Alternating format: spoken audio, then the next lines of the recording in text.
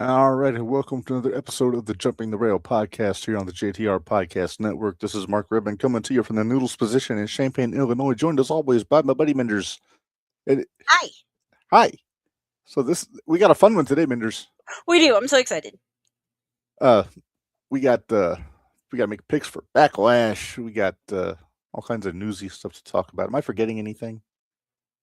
Maybe an interview later with the one, the only Marcus Bagwell.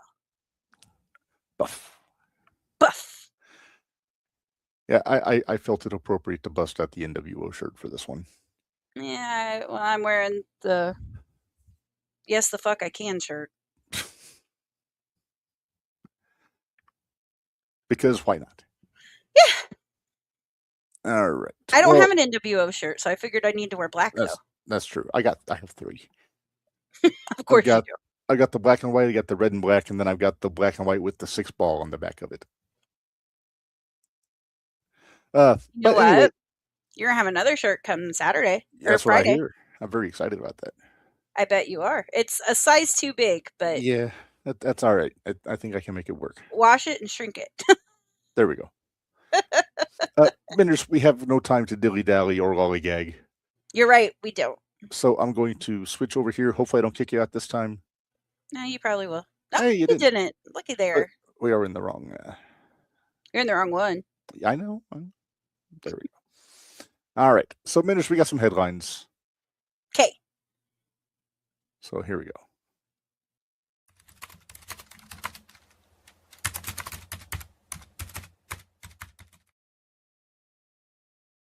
All right.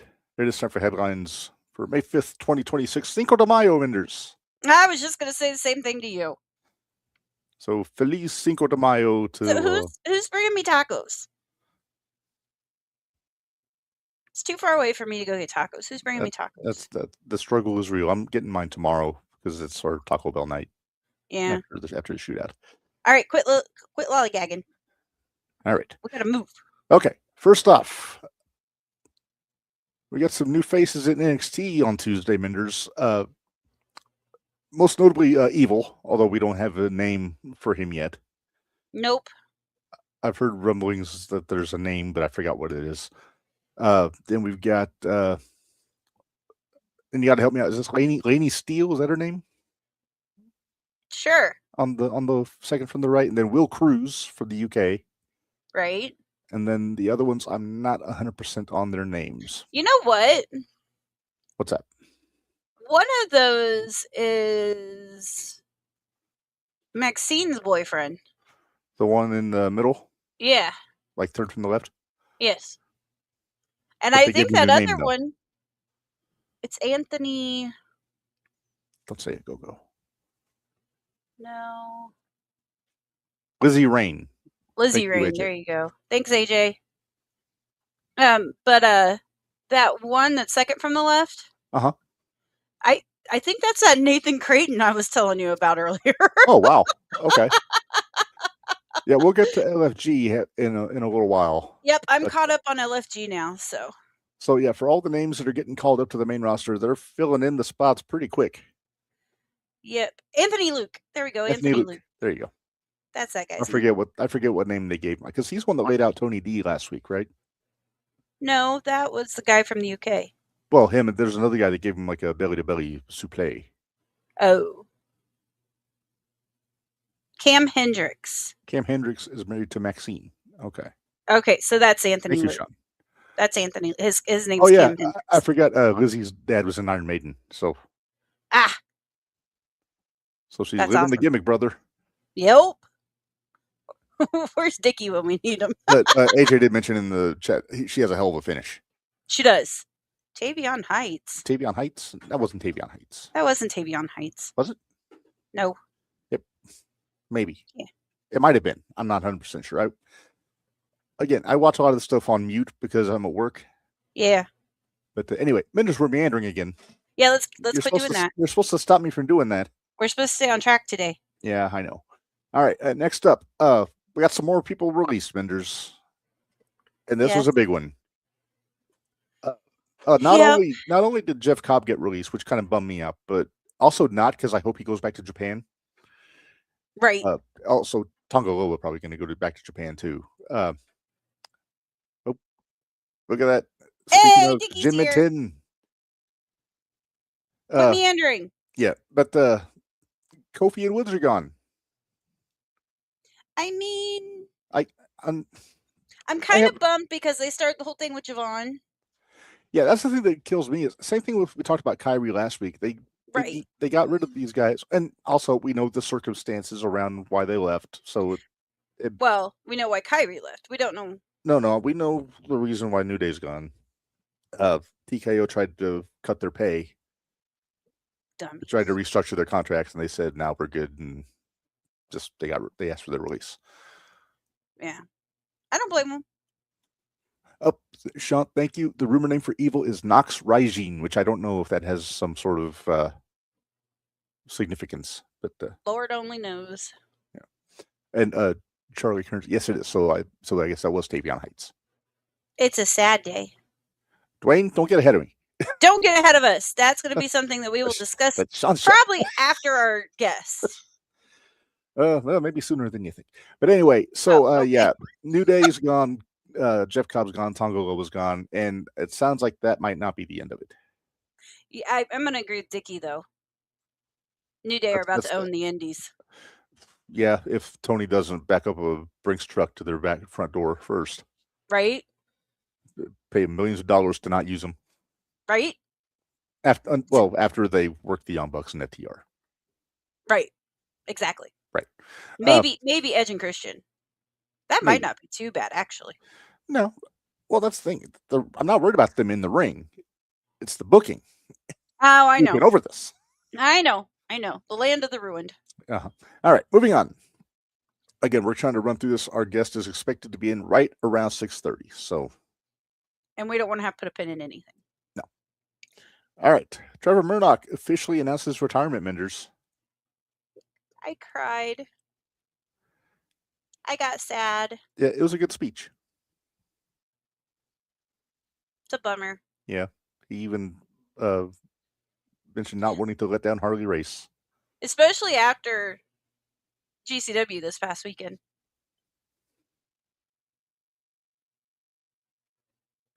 Why do you look confused? I'm trying to remember what happened that's related to Trevor Murdoch on GCW. Never mind. I was saying John Wayne. Never mind. Oh. Sorry. I got confused. Okay. But my bad. Yeah. It's a bummer. Murdoch's awesome. I've always been a fan. Speaking of Kofi Kingston, Kofi Kingston's first match that I ever saw, he was on a dark match on Raw in 2006 or 2007 against Trevor Murdoch. Nice. And Sean, that, folks, is how you tie things together. That is how you tie things together. Yes. Sean, they finally brought Anna Jay back to TV now that her contract is almost up. Okay. Yep. All right, moving on. Move on. Hey, Minderz, there was a double shot for New Japan over the weekend. There was. And we had some new champions. I say, do we have title changes? We do. The Global Heavyweight Championship, the Junior Heavyweight Tag, and the Never Six-Man Tag Team Championships all changed hands over the weekend. You see the picture. Will Ospreay, Great Khan, and Hanare won the six-man tag for nice. United Empire. Then Mystico and El Desperado won the Junior Heavyweight Tag Team Championships. Okay. And Andrade won the Global Heavyweight Championship over Yota Tsuji. He deserves a title. He's been doing a hell of a job. He's so good. And that was a hell of a match, too. Was it? Yeah. Best match of the double shot. That doesn't surprise me. No. Yota Tsuji's got something. He's a young kid, but he's really good. Yeah. And he looks like Carmen Sandiego in his entrance gear. Hey, what else did you tell me to watch from the Indies this weekend? Glory, or House of Glory. Okay, I haven't watched that yet, so don't. You still got time. Yeah, I still got time. Yeah, the main event mainly is what I want you to watch, which is Jonathan Gresham and Charles Mason. Okay. And we'll get to Jonathan Gresham later. Yeah, are we gonna have a talk? We're gonna have a talk. Our last headline is also related to New Japan because we have a return. Oh. After Takeshita retained the TV championship over Chase Owens, we got a mysterious masked fellow in a tuxedo came out and laid Takeshita out with the belt. Sonata. Former world champion Sonata. And if this means we're getting Sonata against Takeshita, I am there for it, Minderz. Take my money. Take my money. Oh, we'll have a discussion about here. Take my money when we get to Raw. Because both of us were super excited about something. And they teased us with a good time. They teased us with a good time. I almost made a special Who's Whooping Who for today, even though it's not on the schedule.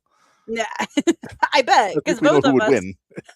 Well, yeah, but we know it would be a good match. That's the thing. Yeah. All right, next. Well, Minderz, are you ready for me to check your brain? Oh, dear Lord. I don't know. That sounds like a yes to me.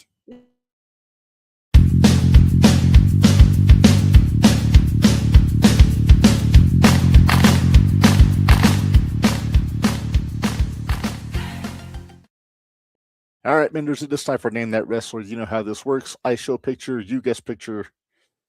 Depending on how bad you are at it, we laugh. Yeah, that's how it usually goes. So this is a retired wrestler in a color photograph. Okay. It's a fairly recent guy. And by recent, I mean in the last 20 years. Okay.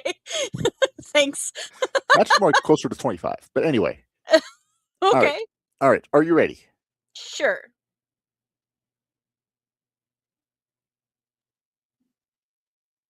Okay. Hint number 1, please. Cornette liked this guy.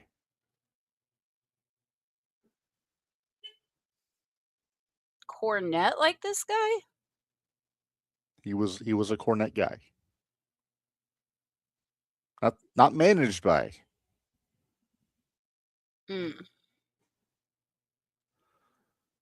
AJ got it right. Don't look in the comments. Okay. Next question, please. Next question. Next hint, please. Oh, you need to check your brain. Yeah. Regal.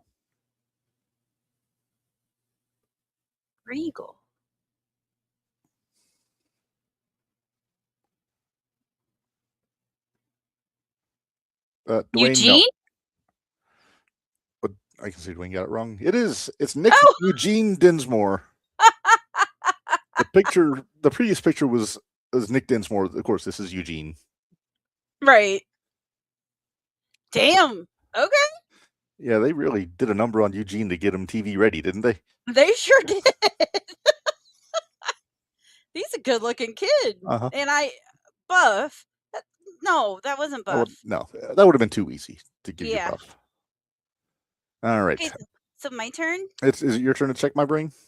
It's my turn to check. Do you have a picture? Nope. Okay.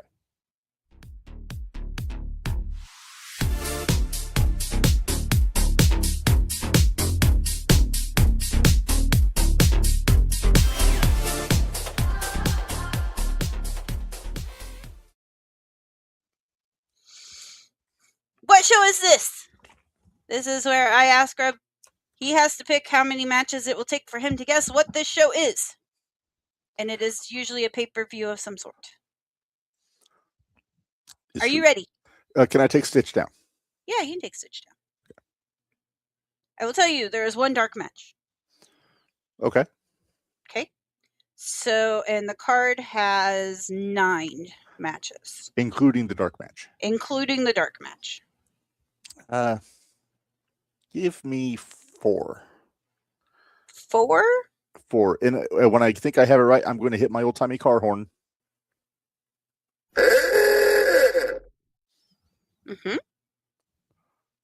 All right, Minderz. And then I get to tell him if he's right or not. Right.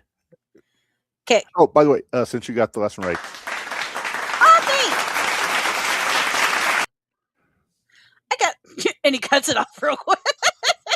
We don't have a lot of time, Minderz. We got 15 minutes. I know. Okay, so dark match. Big Josh versus Diamond Dallas Page. Okay, so I got the promotion. 2. Brian Pillman versus Jushin Liger.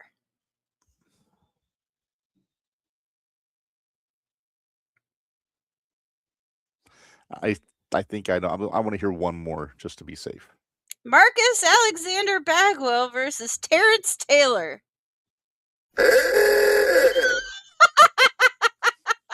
It only took you 3. Actually, it took me 1. Well, it took me 2. I didn't know the dark match, but I wanted to see what the next one was just to be 100% sure. That is a WCW. Yes. That is Super Brawl 1992. Okay. I Super almost Brawl didn't 2. give it. There you go. I was like, you said Super. I'm like, there you go.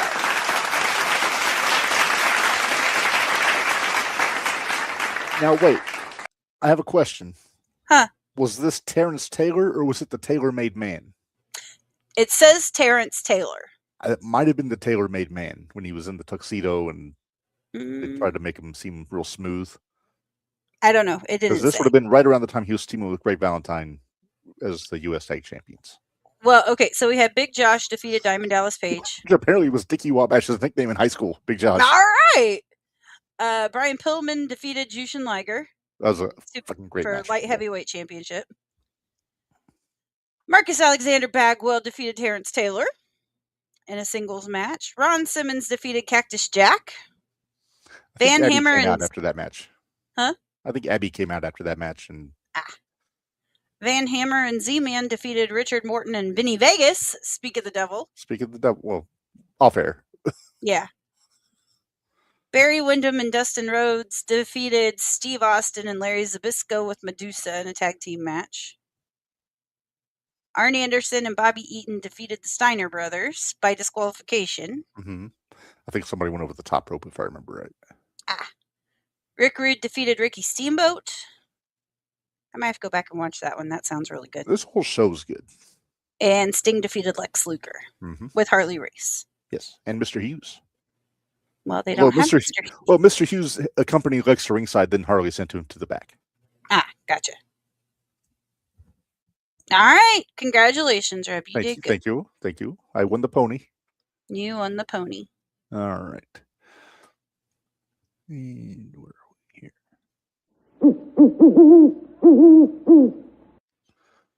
All right. It is time for Good Hoot of the Week, Minderz. Yay! And we went outside of the big 2 here on both of ours. We did. Technically, I went outside the big 2. One of my guy is a part of one of the big 2, but he didn't win Hootship for what he did with the big 2. Gotcha. Would you like to go first then? I would be happy to go first. My hoot is the brand spanking New Japan Pro Wrestling IWGP Global Heavyweight Champion Andrade El Idolo. Look at him. Look at that guy. He's been doing so good. He has, and he kept his pants on the entire match, Minderz. It was what was it? It was Super Brawl 2. Super Brawl 2 in 1992. Yeah, Dwayne missed the answer. Oh, no worries. You can take Stitch out of the corner too if you want to. Oh yeah, I keep forgetting that. There you go. All right, but yeah, Andrade and Tsuji had a really good match. It's definitely worth going back and looking at if you have New Japan World. Sean? Now, Minderz, don't get mad. Okay. I'm just not going to acknowledge it for a minute. Breathe.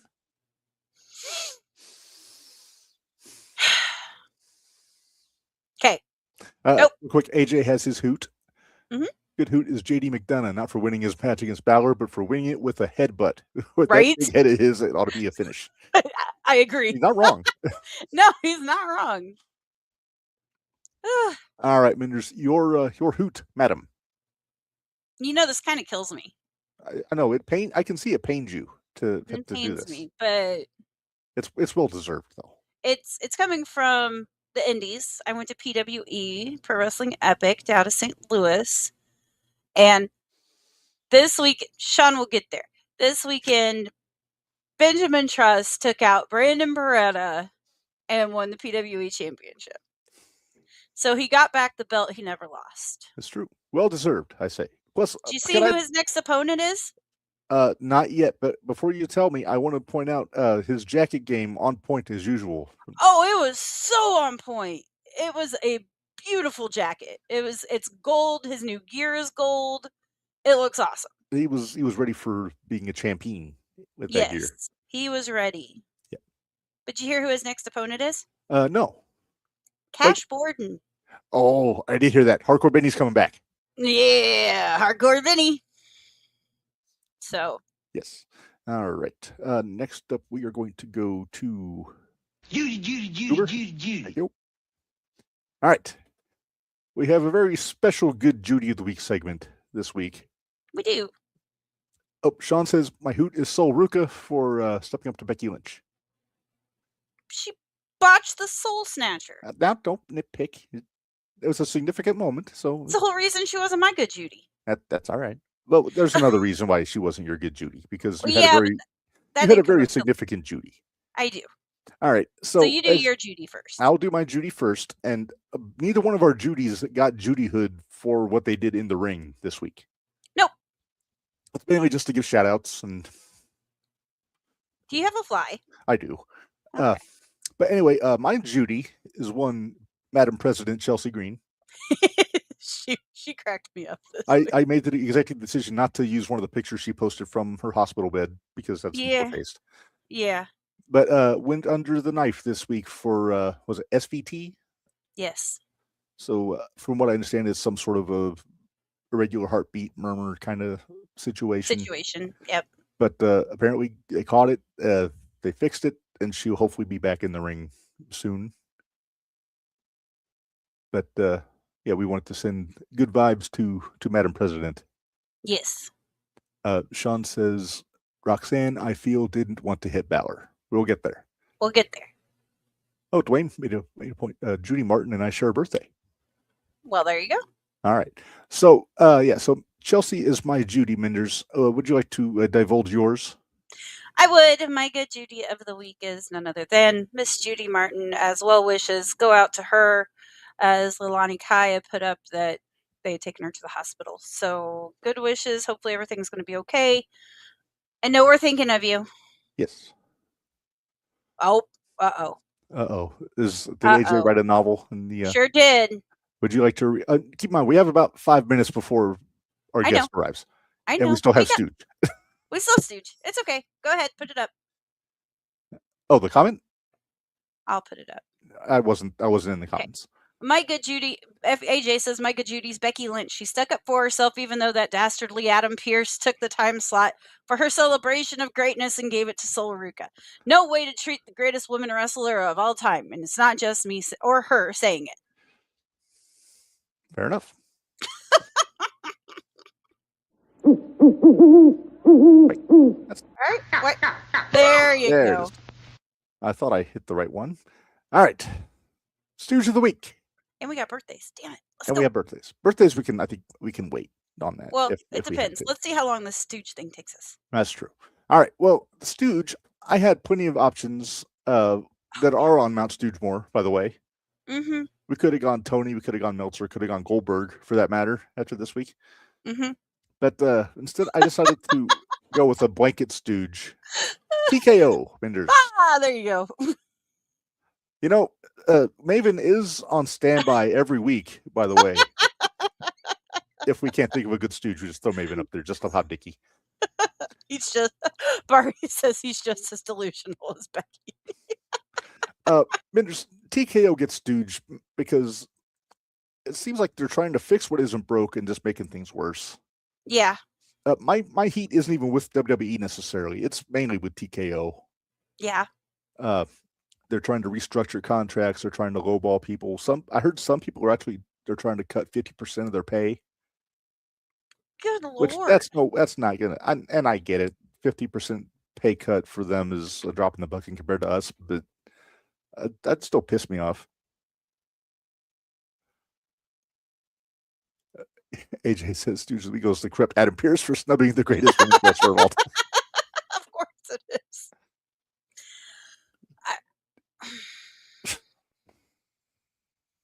Okay. What would it take to get Maven to be on Spot Show? For Sean, yes, I listened to the game and I heard it very exciting. I'm all for a good home winning streak.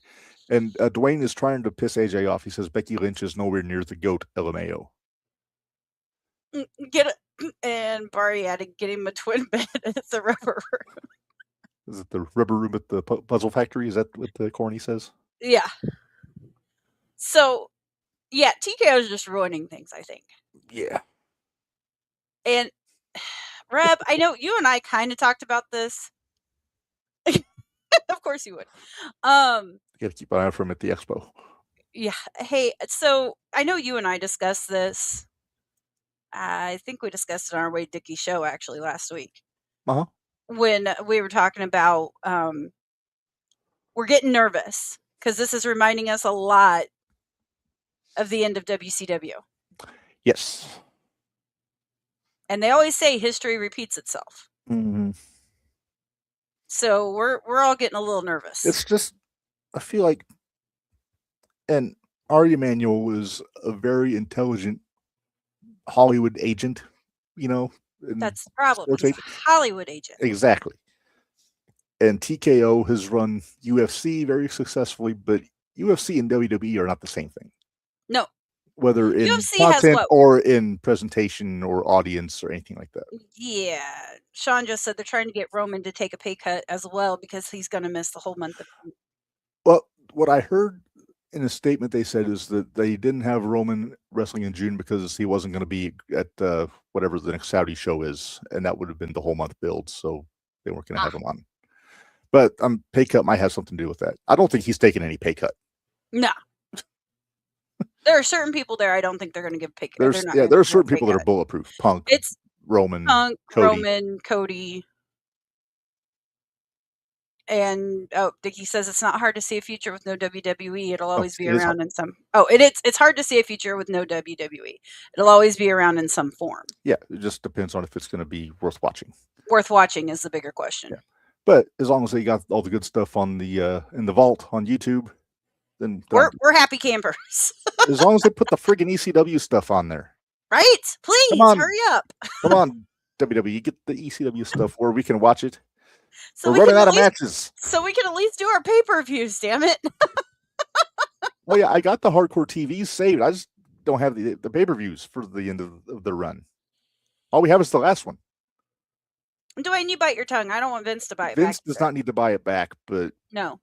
TKO's needs to pump the brakes and step back a little bit. And Sean's telling us that WBD is not renewing their deal with AEW. That's a rumor. We cannot confirm or deny that. That's Dave Meltzer talking or something. Oh, geez. Meltzer. Yeah. All right. So, we still got birthdays. We got... Hurry up. We got a minute. Well, hang on. So, I want to at least get to one birthday. This very special. No tay. Okay.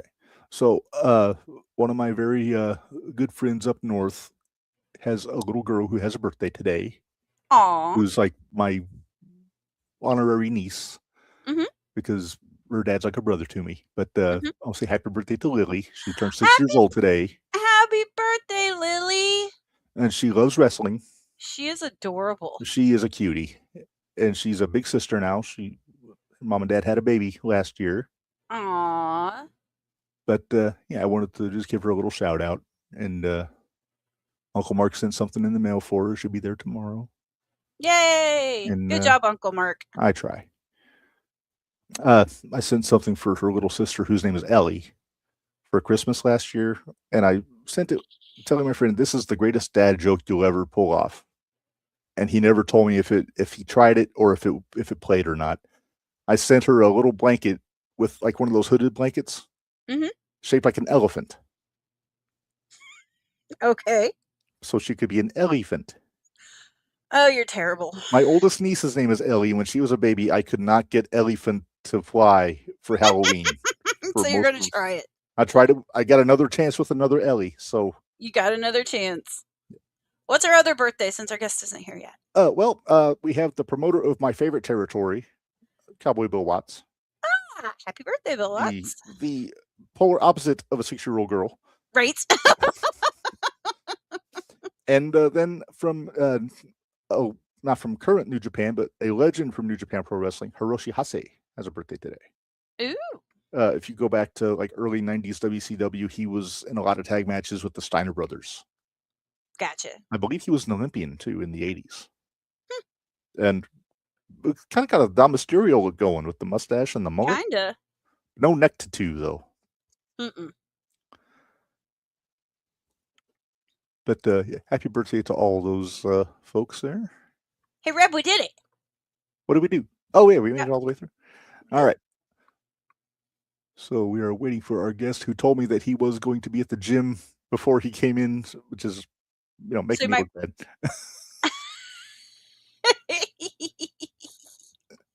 Well, don't forget, tomorrow night we're actually going to have on one Logan Cavazos. Yeah. On the Independent Wrestling Shootout. Mr. Logan just got back from a run in New Japan, so not New Japan. In Japan, his first Japanese tour. Yes, so we're going to discuss it with him. Yeah, I want to find out about it because his kid's 17? Yeah, something like that. So and got his first run in Japan already. That's pretty freaking impressive. So that is. All right. Well, Minderz, would you like me to give him a minute? Give him a second here. There we go. All right. So go ahead. Would you like I'll do the honors. We are being joined by a legend, multi-time WCW Tag Team Champion, Marcus Alexander Buff Bagwell. How are you, sir? Hey, what's up? What's up? So, Buff, I have to do this because, I'm a huge mark. But does this look familiar? Wow. This is I actually bought the last one you had. Well, I remember. I had that thing for years. Was that in Indy? Yeah. In Indy. Yep. Square Circle. Yep. That thing had been in my bag for years, man. Well, that's good to know. I'm glad I got the last one. So the first thing I thought of when I saw that was, I remember only one of the very few times I really felt sorry for some talent was I can't remember who thought of it, but we were painting people. And we didn't have paint that rubbed off. It was just paint. Ooh. So I would see the boys in the back that got painted, and the WCW team was trying to get the NWO letters off of the skin. Oh no. So it wasn't water soluble spray paint. We of course got better at it where we had the right kind of paint that rubbed off easy, but at first it was just regular paint, Oh. But yeah. So Buff, we've got 2 questions that we ask everybody that comes on our show for the first time. Okay. One is, who was your favorite wrestler growing up if you were a wrestling fan? And 2, how did you get your start in the business? Okay, so first, my favorite, I think my favorite wrestler overall would be Ravishing Rick Rude. He just was impressive to me in every category. He was big, he was believable, he was tall and big. And it just, I don't know, when I watched him wrestle, I was a little scared. Yeah. And then I remember when I wrestled him, I was still scared. So that's where the blockbuster came from. My finishing move was, I loved the Rude Awakening. Yes. And I used that on Scotty Riggs the night that I turned to the NWO. But I knew I had to create something a little different because I couldn't copy, Rick Rude's move. So me and Riggs came up with, off the ropes somehow. And what if we did this? And I could hook you here. And we went through it in the hotel room. But we didn't have a ring to practice in till the next morning. And that was sold out. We did that at. And then when we got to the building, we were so busy all day long that the first time I ever did that move was live on the pay-per-view. Wow. Woo! Crazy. Oh, boy. I got to tell you, I loved it when you would do that with Norton, when he'd lift the guy up and then you'd do it as a tag team finish.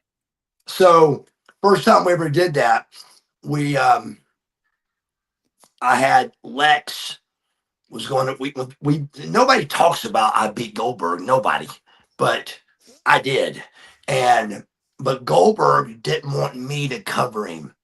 He said that I wasn't big enough. And I don't blame him. I argue that fact to this day that the guys aren't big enough. They're not believable enough. I love the action. I love the talent, but there's just not big believable guys no more. Just I want to see killers out there, man. I want to see Goldbergs and you know Demolition and Road Warriors. I want to see big boys, man. There's a place for your other guys. I'm not going to name any names, but there's your place for it. Like me, there's a place for it, but not at the top.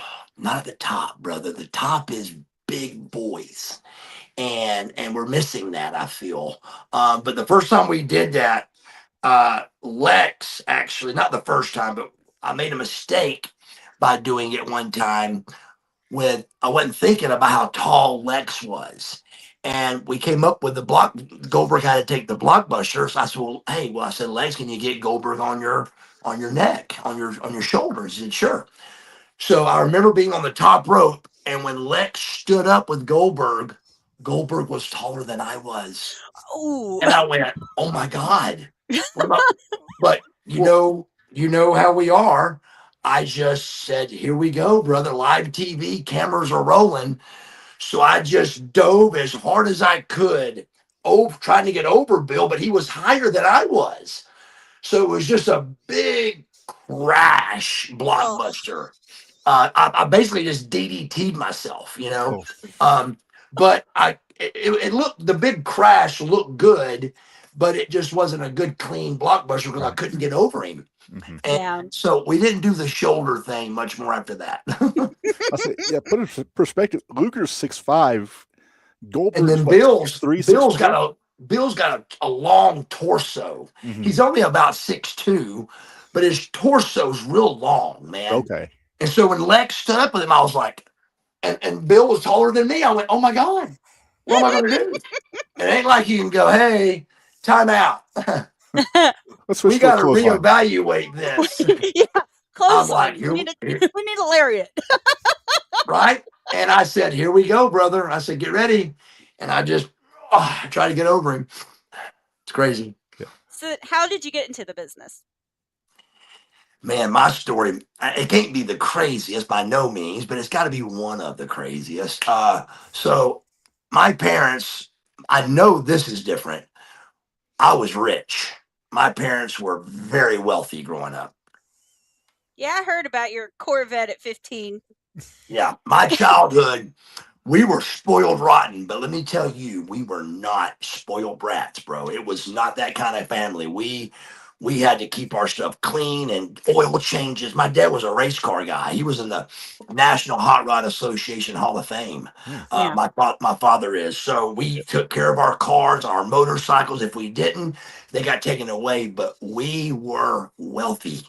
And my senior year, they go broke though. My dad got caught cheating on my mom, and Home Depot and Lowe's happened, and it sunk our lumber business that my brothers were already working at, that I was graduating from high school and I was going to work at. The 17-year-long plan of Southeastern Building Supply was over. And my dad had enough money to get us going into something. So he bought my brother a gym. My brother was into fitness. And my middle brother, he bought a drywall company. And then for me, we didn't know. I'm 18. What do you do? I looked at going to school, but my grades were horrible. Again, I didn't have to have good grades because I was going to work for the company, Southeastern Building. All my dad cared about was us being good at sports and graduating. We didn't get in trouble for D's or nothing. As long as we graduated, he didn't care. He wanted us to be good at math, and that's all we had to be good at with lumber. And we all had A's in math. So besides that, he didn't care. So we, we investigated, what do we do? What do we do with me, And my mother came up with massage therapy. And I was like, because I wanted to be like a sports trainer or sports massage or sports medicine, something sports, because that's all we knew. That's all I knew was sports. Right. And so we came up with that because that was the easiest way to get started toward a sports medicine world. One of the degrees has to be massage therapy, and it's a college prep anatomy physiology course you got to pass to complete the thing at Atlanta School of Massage. So I went to the massage therapy school and loved it, fell in love with it. I was going to be the most famous massage therapist in the history of time. And then my first appointment, a woman walked in and I said, "Hey, how you doing?" And she turned and walked out. I said, "Okay." So I follow her and I say, "What is wrong, ma'am?" And she turns around and says, "There's no way I'm letting you massage me." And the biggest light bulb in the world went off of what I was envisioning at school, at massage therapy school. Every guy, I remembered it instantly. Every guy looked sick. He was a pale, white, thin, fragile, ugly, God bless, ugly, homely looking man. And I thought, wow, I'm going to make a killing at this thing. I'm in shape. I care. I got a good personality. And it was dead opposite. For the first time and only time in my life, my looks were going to go against me. Wow. And I fought it though, because $10,000 and 10 months of schooling, I fought for it, man. I fought for it and I failed. And when I started to fail, I was at a swimming pool in Kennesaw, Georgia, at an apartment complex called Poplar Place Apartments. And I remember being there depressed about what am I going to do with my life. And this really hot blonde from across the pool. I was married to a hot blonde, but it was another hot blonde at the pool. And I thought, wow, who's that? And no big deal. Across the pool, big deal. That night, knock at the door. It's the hot blonde at my door. And I look at my wife. I said, "It's that girl at the pool today." So I open the door. "Hey, how you doing? My name is Missy Hyatt. I work for World Championship Wrestling." And I said, "You do? Really? Nice to meet you." I had no idea who she was. I said, "Nice to meet you." She goes, "You should be a pro wrestler." And I said, "A what?" And I mean, with 3 boys, we liked pro. We didn't love it. We liked it. Yeah. But nobody ever thought to be one. We thought football, baseball. I was a Golden Glove state champion boxer, race cars, but nobody thought of pro wrestling. Nobody. So I was like, "You mean like Dusty Rhodes and Tommy Rich and Ric Flair?" And she said, "Yeah." And I said, "Those guys don't make any money." And she said, "Our lowest paid guy makes $100,000 a year." And I said, "Tell me more." And she did. She told me more. So I got trained by a guy named Steve the Brawler Lawler for $1,500. And he beat me up for 4 days. And right when I was about to quit, he smartened me up, and the rest is history. So, if I was to throw out the name Fabulous Fabian, does that bring back bad memories? So, after Steve the Brawler Lawler beats me up for 4 days, and they decide to show me how to do it, because I did have the it factor in this business, I think, pretty quick. And they saw that, and they got with Joe Pedicino, the owner of the company, and Joe Pedicino named me the Fabulous Fabian. Do you know who Fabian is? Yes, I do. Okay, so I didn't know. My father knew at the time. So Fabian was a famous, some kind of country type singer. And he did his hair kind of like I did my hair. It was the owner's opinion. And they named me Fabian. The rest is history, bro. No. I can appreciate a good head of hair, as you can tell, but that pompadour back in the day was gold. Well, when I cut my hair to be Buff Bagwell, I'm telling you, Arn Anderson almost was going to kill me. He was just like, I don't get it, boy. He goes, you look like you do, and you got that head full of hair that I would have killed for, and you go and cut it all off. Have you lost your mind? And, I was like, I guess I have, Arn, but yeah, it was something to behold for sure. There's a kid that wrestles on the indies over here that is pledging a fraternity. Minderz, you know where I'm going with this. Yep. And his frat brothers shaved his head just at the frat house as part of the initiation, hazing, whatever you call it.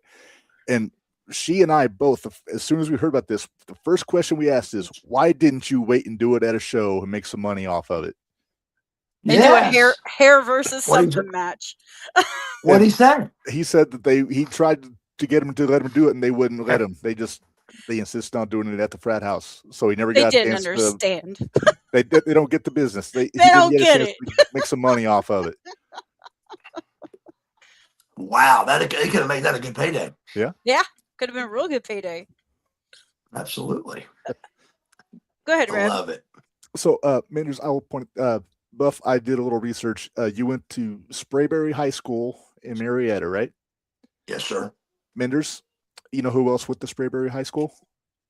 I do. Let me guess. So I'm going to say you're going to talk about the country singer, Troy. Oh, no, I'm sticking with wrestling. There's another wrestler that went to Sprayberry High School. Oh, the black boy from WWE, right? Yeah, Xavier Woods. Oh, Yeah, he's from Marietta. Yeah, and then there's another boy went to South Cobb, which we were Cobb County. Mm-hmm. Well, Cody went to Lassiter. I was talking about the country singer Travis Tritt went to Sprayberry High School. Oh wow, see, I didn't know that. He graduated with my oldest brother in '81. But do you even know Travis Tritt? Oh yeah, big fan. I do. He was a famous singer. Yeah. Mm-hmm. I've been a fan for a long time of his. So, but Xavier Woods, huh? Yeah, he was like a state level amateur wrestler there, and then went on to become Xavier Woods. Yes. Now he's the New Day, right? Yeah. Mm-hmm. Was. Well, yes, was. There you go. Was. But no, you were talking about some of the big guys being at the top and things like that. Have you had a chance to see Obafemi yet? Love it. Love him. He's one of our favorites right now. Yes, and again, he's big. He's believable. I love it. I just love it. Yeah, we need more. We need more of those for sure. Just some more big boys. Yeah, there's some. Gunther comes to mind when you think about the big guys. I didn't say his name, and I should have. He, to me, is the most believable, tough, professional wrestler we've got in this day. Yes. His style. If you told me, if you said, "Hey, name a second one," I couldn't. Yeah. I mean, you guys name a second one besides Obafemi. Well, I would say Lesnar, but apparently he's retired. But he's That's gone. what I'm saying. Lesnar's gone. Yeah. So who's number 2? There's not a big guy. I mean, all their big guys, in my opinion, right now, and they're not even big. No, they're not. But they're not. Roman's close. I mean, he's not. He's not. He's just not, bro. I love Roman, but it's not. He's not as big as Lex Luger. He's not as big as Goldberg. He's not as big as DDP. Just height and big, and I just and I love these guys. It's just the whole business is lacking big boys. I feel like the last one was really Braun Strowman. Yeah. 6'8", 300 some odd pounds, all muscle. Yeah. And you see what happened with him. Yeah. What did happen? He got released, and nowadays he does a food show where he eats everything on the menu. I thought that was a WWE thing. It's not. I think it started that. It's a USA thing. It's a USA thing. But even after WWE released him, they let him keep the show, and he still does it. But he said, somebody asked him about taking boxing, and he basically says, "Hey, pay me." He's not going to work cheap. So I don't know if he's getting a whole lot of indie bookings, but I mean, he knows his worth. So there's a fine line with knowing your worth, though, bro. I mean, you may not be able to afford it. That's true. Yeah, I mean, you got to find a niche of making it worth your time, and at the same time making it worth what the person can afford. So it's a fine line. It's a niche. It's a niche. There's a professionalism to it that I feel like I bring. For example, I do all my bookings myself, and that ear-to-ear, phone-to-phone conversation with a person, I think it's priceless. And I've done that for 20 years, 25 years. And it's just been my go-to is just the way I speak. And I just like the personal one-on-one with a promoter. And I'm telling you, after 25 years, I would tell you there's not two promoters that has a bad thing to say about Buff Bagwell. Well, let's see. There may be one, but I don't think there's two. We basically got in touch with Red Velvet from the Diner Podcast that sponsored you at Squared Circle. He's the one that helped us get in touch with you. Right. Good. Because we do some stuff with them. There's 3 podcasts here that they're jokingly going around calling the kings of the podcasts in the Midwest. The 3 kings of the podcasts in the Midwest. Because we're marks for ourselves. Yeah. So we've got Reb here, and then there's Red Velvet that was at the thing in Indianapolis, and then there's another one, Dickie Wabash, which I believe is in the chat right now. He's in the chat. Yeah. But he has Mad Bash. So we all kind of work together because you have the Diner Pod, you have Jumping the Rail, and then you have Mad Bash. So we have a lot of fun working all together. But that's cool. Reb, didn't you have a question for Dick or from Dickie? Yeah, because we've got some questions in the chat too. Dickie's a big WCW fan, just like I am, and he sent me a message earlier. He says, "I'd like you to ask Buff his memories of the Nitro where Hall and Nash laid everyone out with baseball bats backstage. That's my favorite episode of weekly TV wrestling ever." Wow. And then he said he and Oliver Kane, one of the wrestlers, reviewed it on his podcast. I've got one of the best memories ever, and that was I don't got a real good story on that one.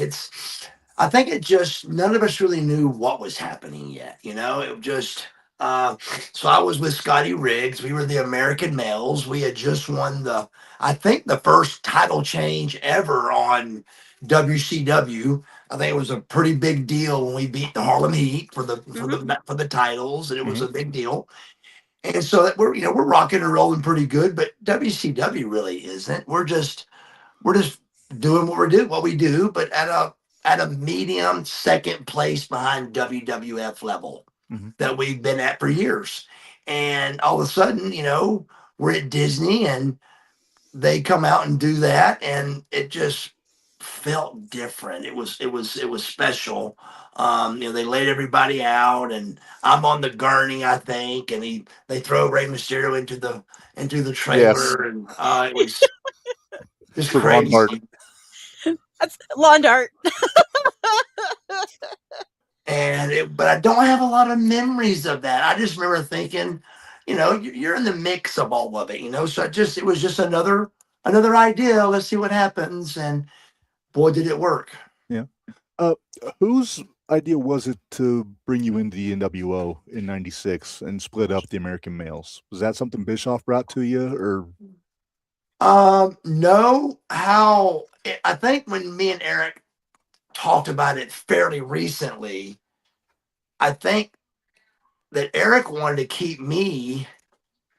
Riggs knows this story better than I do because he's the guy that was going to be the other guy, but so he knows the story a little bit better than I do. But it was, I really was more of a WCW guy. I mean, I was there in the beginning, Mhm. Yeah. So Eric's idea was to keep me WCW, and they were going to turn Riggs, and I'm not sure who the person was there to make that flip, but it came to me through Kevin Nash. Okay. What people don't know, a lot of people don't know, is me and Kevin know each other more. We have more years between us than any other wrestler in my world and Kevin's. Oh, wow. Me and Kevin go back 35 years. So me and Kevin go back to Kevin Nash bouncing in clubs in Buckhead and him trying to get into WCW as the Master Blaster, Mhm. and me trying to get into North Georgia wrestling as Fabulous Fabian. Mm. That all was happening at the same time, but much different levels. Kevin Nash was 7 foot 350 and a Greek god, and I was a pretty good looking kid at 5'11", Yeah. so it was a much different world. I mean, Kevin could do anything he wanted with the way he looked, and he did, and it finally panned out for him. But me and Kevin know each other a solid, let me say that, maybe 36. Let's see, 36 would be 90. So maybe 36, 37, bud, years. So I'm 19. I'm actually, what am I saying? It's more than that. You can ask Kevin this. So 87, I would have been in those clubs. So you're talking about 87, 88, which makes it 36, 37, 38 years ago. That's how long me and Kevin Nash have been friends. Just round up. Just say Yeah. 40. It'll make life easier. I like that. 40 sounds great. But he was the one that came. He's the one that came to me, and I do remember this vividly. I remember the look on Scotty Riggs's face when Kevin asked me. I remember that look, and it was devastation. It was just like, wow. And it was that look of, you can't look angry because your buddy's getting a big push, Mm-hmm. but you just can't help but look sad. Right. Yeah. And it was the beginning of the end for Scotty, and he still had a heck of a run. He went with Yeah. a flock and all that, but Mhm. I had a much better run, and it just was out of our decisions. If he'd have got chose to the NWO, then it would have been reversed, So just everything happens for a reason, and that's the way it came down. So it was never discussed to turn both of you, just keep you as a package within the group? No, never. They talked about that on the Dark Side of the Ring, Reb. See, I don't get Vice, so I didn't get a chance to see it. Well, let me ask you this, Buff. How on point was Dark Side of the Ring? We don't have to go into details of what's on it or anything like that, but was it fairly accurate, or did they do a lot of storytelling? No, it was real accurate. I mean, little things like the mother thing, what she did. He just put a little jam on the bread, That's all I would say. I mean, every story was the truth. Just like when my mom was shaving me, what happened there. He didn't tell the whole story. Like, the only reason my mother was even help shave me, and if you told this part of the story, it would have made a little more sense. I had a neck brace on because I just broke my neck. Mm-hmm. And I couldn't look down to shave my legs. And if to a woman that knows about shaving legs, it starts getting uncomfortable when your hair starts getting long. Mm-hmm. And I tried to wax them, and it was devastating.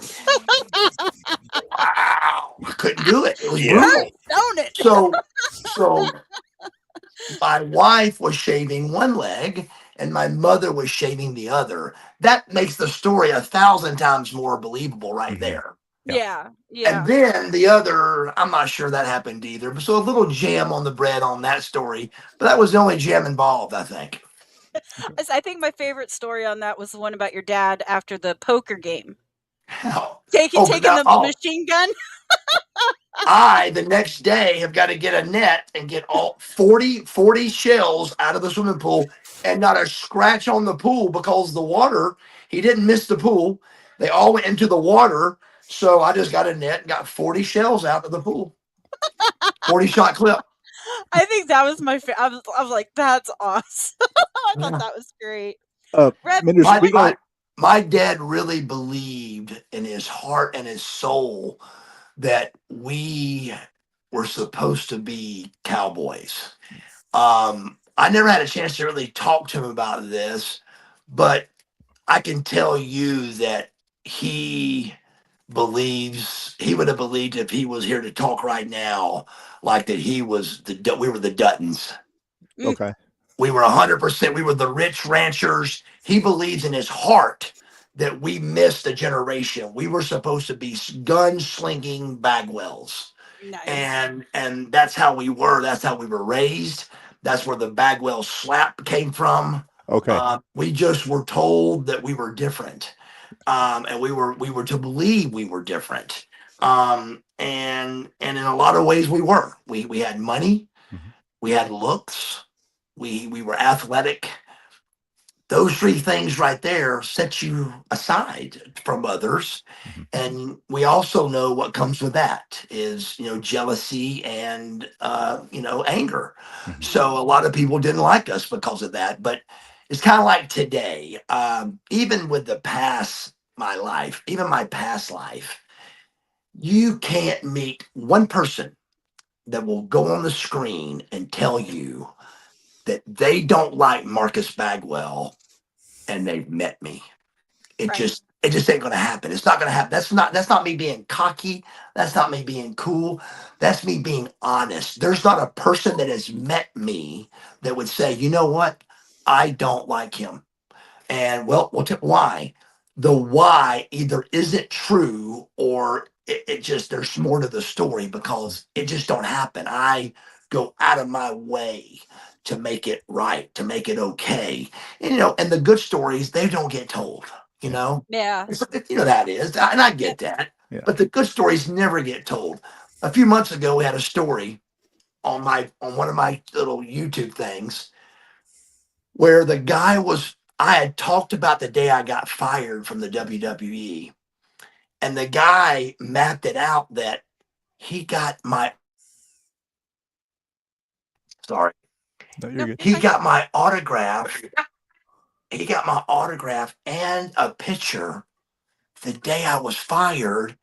And he didn't know I got fired because I was so nice. Oh, wow. He did the math. I don't remember this guy, but he heard me talk about on one of my YouTube channel things, one of my little videos where I talked about the day I got fired. Well, he messages my producer and says, oh my God, I met Mark right after he got fired, but I didn't know it. He took pictures with us and he was great. And he was so nice. Those kind of stories don't get told. Right. It's those are sexy stories, as they say. Yeah. Yeah. Reb, I get it. Why don't you ask this question, because he talked about the Bagwell slap. Yeah. So let's get into this. So our buddy AJ put a question in and said, hey, Buff, thanks for coming on. I was wondering, in Dark Side of the Ring, you talked about giving someone the famous Bagwell slap. Yeah. I want to know, what is the most memorable time you either used or witnessed the Bagwell slap? There's so many. But let me break it down for you. So my father taught all of us from a young age that if you punch somebody, it leaves a mark and you're going to get in trouble. And so my father was a real big slapper. Now, what you don't know unless you're real tough, and I'm just being honest, that a slap is extremely powerful. I have knocked guys out with a slap. I've got 30 friends you could call right now that have seen me slap a guy and knock him out. And it's just the quickness and the fastness, and you whip a guy's neck, and that's what knocks a guy out from a knockout punch or anything. And it just when the cops come up before cell phones, when a cop comes up, they're like, "Hey, what happened?" I'm like, "I don't know. I didn't do nothing." And there's nothing wrong with the guy, but he says that guy hit me. I said, "I didn't hit him. I didn't hit you. I didn't hit him." And there's no proof. There's no marks or anything. So that's where it started, and it worked. An open hand slap gets you out of a lot more trouble than gets you in, because what happens is when you get slapped good, you go, wow, that boy just slapped me really fast and really hard, and I don't want nothing to do with that guy. Or the guy beats you up. It's got me beat up once where I slapped him and it was like, pow. He was right back on me, but 99% of the time, it got us out of a jam because I did it fast, I did it viciously, and it was powerful. And the whole room was like, whoa, he just slapped that guy. It was like a shotgun going off, man. And when that happens, I'm telling you, it just makes everybody go, whoa, man, that looked really good. I don't want nothing to do with that guy. And the Bagwell slap was invented from that right there. It just came from my father telling us the first punch is 90% of a fight. And my dad didn't bicker. Anytime that there was an escalation of tempers, my father struck, and so did we. And I got in a lot of trouble from that, and as the years went on, with simple batteries, because you can just touch somebody on the chest, and that's simple battery. So a slap is no more. It's not aggravated battery. It's all simple battery, but it's still jail. Still go to jail. And so I'm getting a lot of trouble with those. But again, they were hard to prove. So that's where the Bagwell slap came from. Aren't we glad that cell phones didn't exist when we were all growing up? Well, if they would have existed, there wouldn't have been a Bagwell slap. True. True. I would have been fired a lot sooner. And or I would have got better a lot sooner, maybe, but cell phones really changed everything. The main thing with cell phones is everybody got tough with a cell phone. Everybody, because any trouble that happens, doot, doot, doot, and the police are coming. Mm-hmm. And in the old days, it was whack, and you either fought back or you went and bought me a beer. Yeah. It just nobody. You couldn't go to your phone back then. It was just me and you, and the person got beat up, and you went back inside the party, and you continued to have fun. It wasn't everybody going to jail, and I'm gonna call the police. Yeah. Go ahead, Reb. Well, not for nothing. The Bagwell slap sounds like an awesome finisher, by the way. Don't it? We could have, but hey, to take that to one more level. So Chris Benoit hears about this slap thing, and I don't think the word the Bagwell slap really even. It probably hadn't even been announced yet because it wasn't the dark side of the ring. But all the wrestlers knew about Bagwell's slap. Mm-hmm. And they had also known that I shot my father. So they were intrigued about these things. But Benoit was flabbergasted about this slap thing. So everywhere we went, he wanted me to slap a guy. And I said, Chris, we just got here. I said, and like Lex would go, look, Chris, all you got to do is give it about an hour. It'll happen. I said, he goes, so somebody's going to smart off to him and it'll happen. So sure enough, he would go sit to the side and just watch me like this. And then finally something would happen where somebody called wrestling fake or something. You're not as big as I thought you were, or wrestling's fake or something, and pow! And he loved it. He just thought it was the greatest thing in the world. Reb, how many of these questions do you want to hit? Do you want to take a look here in the yeah. chat and bring some of these in? Oh, I see Scott's question, and I kind of wanted to get into that also. Well, let's jump there then. So when I think my favorite wrestler in the whole run of WCW NWA has always been Arn Anderson, ever since I was a kid. And the thing that I love about Arn, well, one of the things is that you could tag him up with anybody and it would work, whether it was Ole or Tully or Zbyszko, Eaton, or what have you. It's kind of the same thing with you. They would put you with all kinds of people. They put you with Scorpio, who, by the way, I love Scorpio. I got to meet him a handful of times, and he's always awesome. Del Wilkes, you talked about Scotty Riggs, you talked about Norton, Luger, and Scott has the question here. I think I lost it. Oh, did you have it up, Minderz? I did have it up. It's right here. I got it. There you go. There you go. Well, Scott wants to know, who did you enjoy tagging with the most? And I've always wondered that myself. That's a great question, and I get that a lot. And going by how you started this,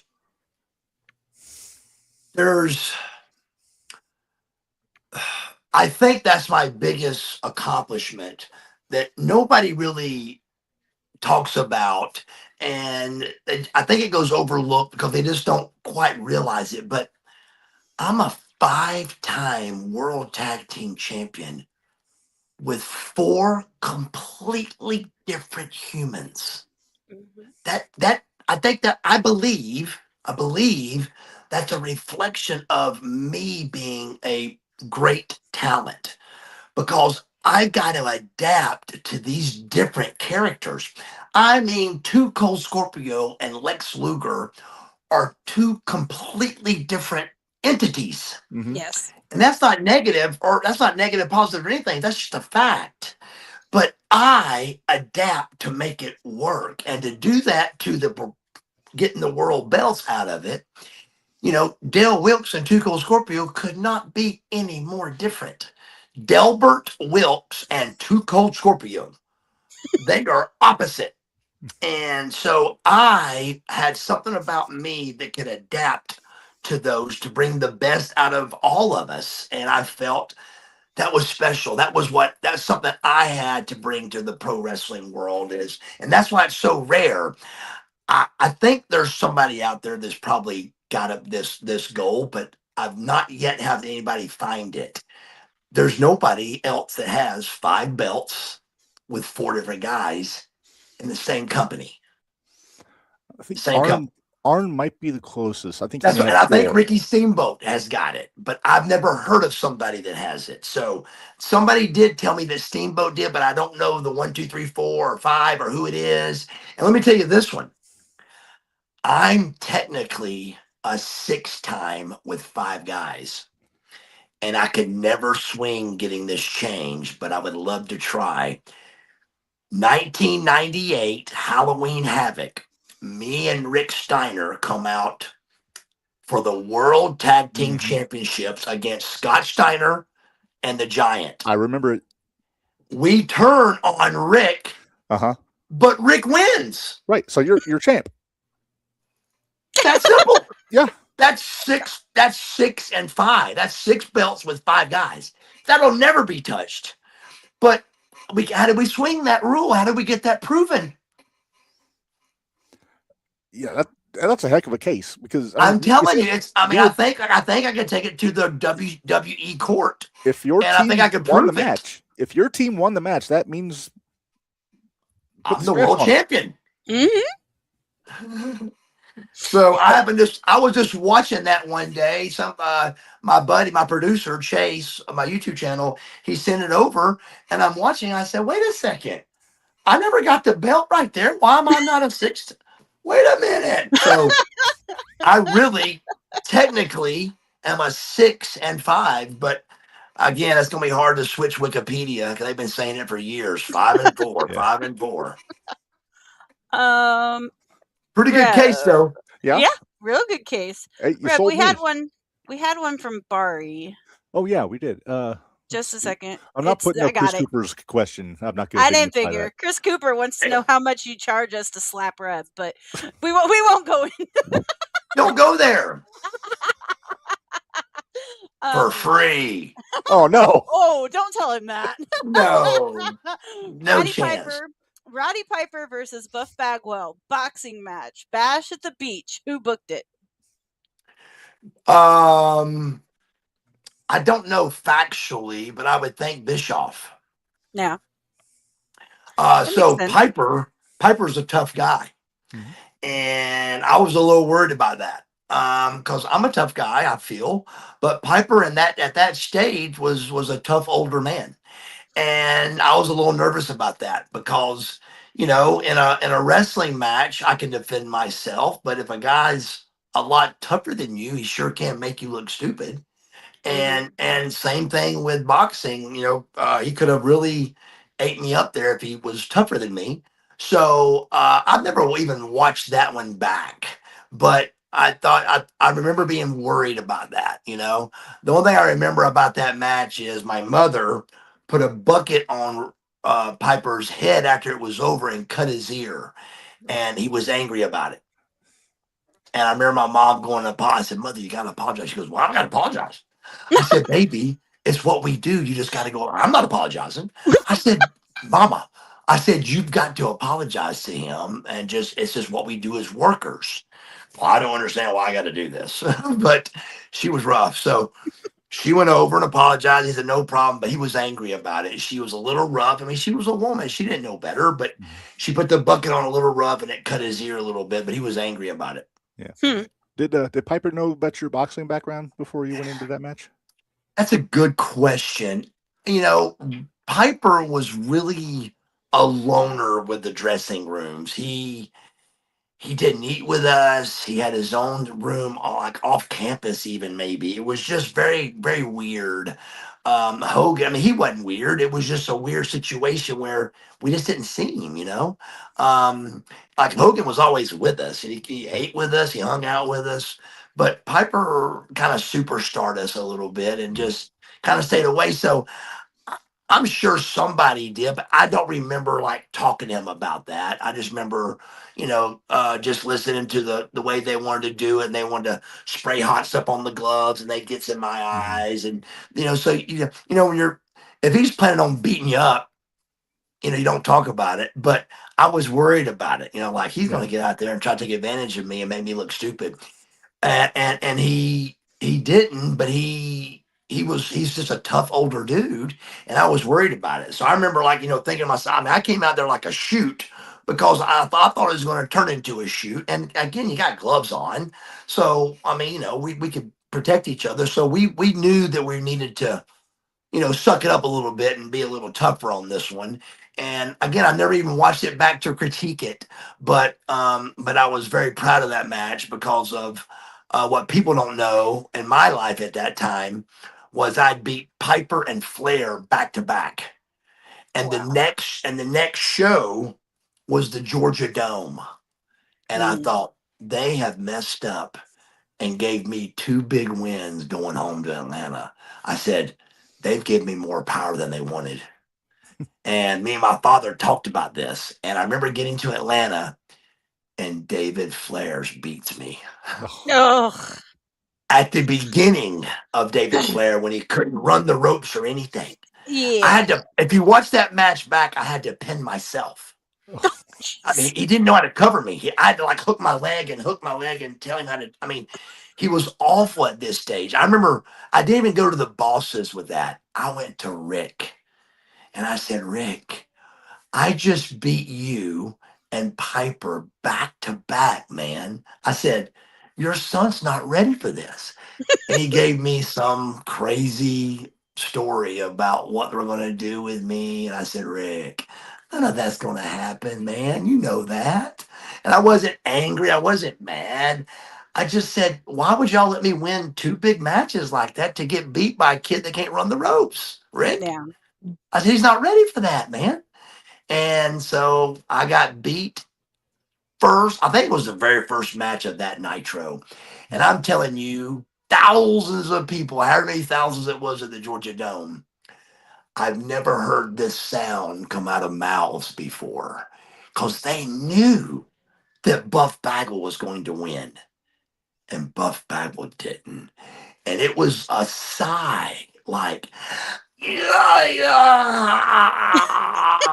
was the craziest sound I remember. And I was trying to get to the back as fast as I could, I remember.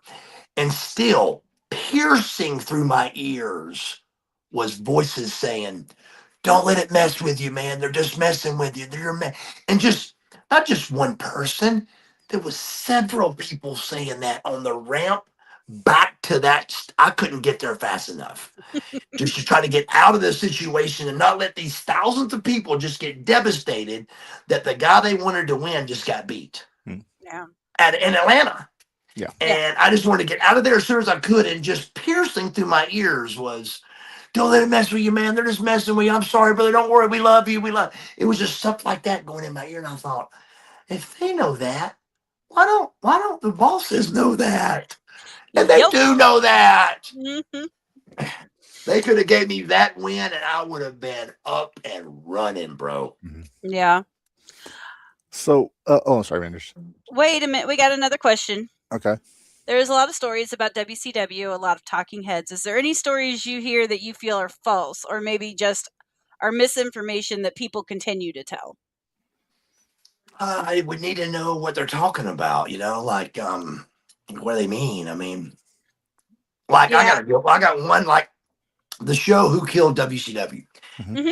If you watch that show, I don't understand the title, because if you watch that show, there's a guy that was head of Time Warner, and his name was Kevin, and the last name starts with an L. I'm gonna write this down when I get off his phone and keep it where I can get to it every time, because I tell this story a lot. Kevin Leitner or Latner, some kind of Time Warner rep, that if you watch Who Killed WCW, he says, I don't want wrestling on the network. And so I don't understand the title. If you watch Who Killed WCW, there's an answer. It's the Kevin L word. Mm-hmm. And he's the one that killed it. And so, because there was a $64 million deal on the table with Eric, and he's in Hawaii celebrating because he's not going to be home for a while because he's getting ready to redo WCW. Mm-hmm. And they sell it for 4 point whatever. So they lose $60 million because Kevin L does not want wrestling on Time Warner cable television. So that's the answer. I don't understand if there's a question. If you watch Who Killed WCW, there's an answer. Kevin L for Mm-hmm. Time Warner did not want wrestling on the network. Reb, did you find it? I can tell you're looking for it. Yeah, I'm still looking here. See if I can Okay. track it down. He was a Time Warner rep. And it's Kevin L, a guy named Rodney Foley that I am friends with. He texted it to me one time, and I put it down on a piece of paper somewhere, but I was going to keep it handy. I can't. So I kept it on his text thread. I took a picture of it is what I did, but I don't want to mess up our recording. No, but you are perfectly fine. yeah, You were saying that, and I want to ask you, because TKO just did a whole bunch of those releases this past week for WWE. And I know Reb and I had the discussion that it reminded us a lot of what happened towards the end of the WCW run. And what kind of guys got released? New Day got released. Kairi Sane got released. Some of the girls got released. The whole Wyatt Six. The Wyatt Six. All the Wyatt Six got released. Aleister Black, Zelina Vega. I mean, there were some guys like from LFG and things like that are the new and up and comers that got released, which, okay, that's fine. Understand that. They don't have a spot for them. Yes, let them go. But like they even had a story running with New Day. They had a story running with Kairi that we never got a payoff for. Yeah. And it's kind of like, okay, are you guys doing this? Why did you even start these storylines if you weren't going to give us the payoff for it? Right. That is weird.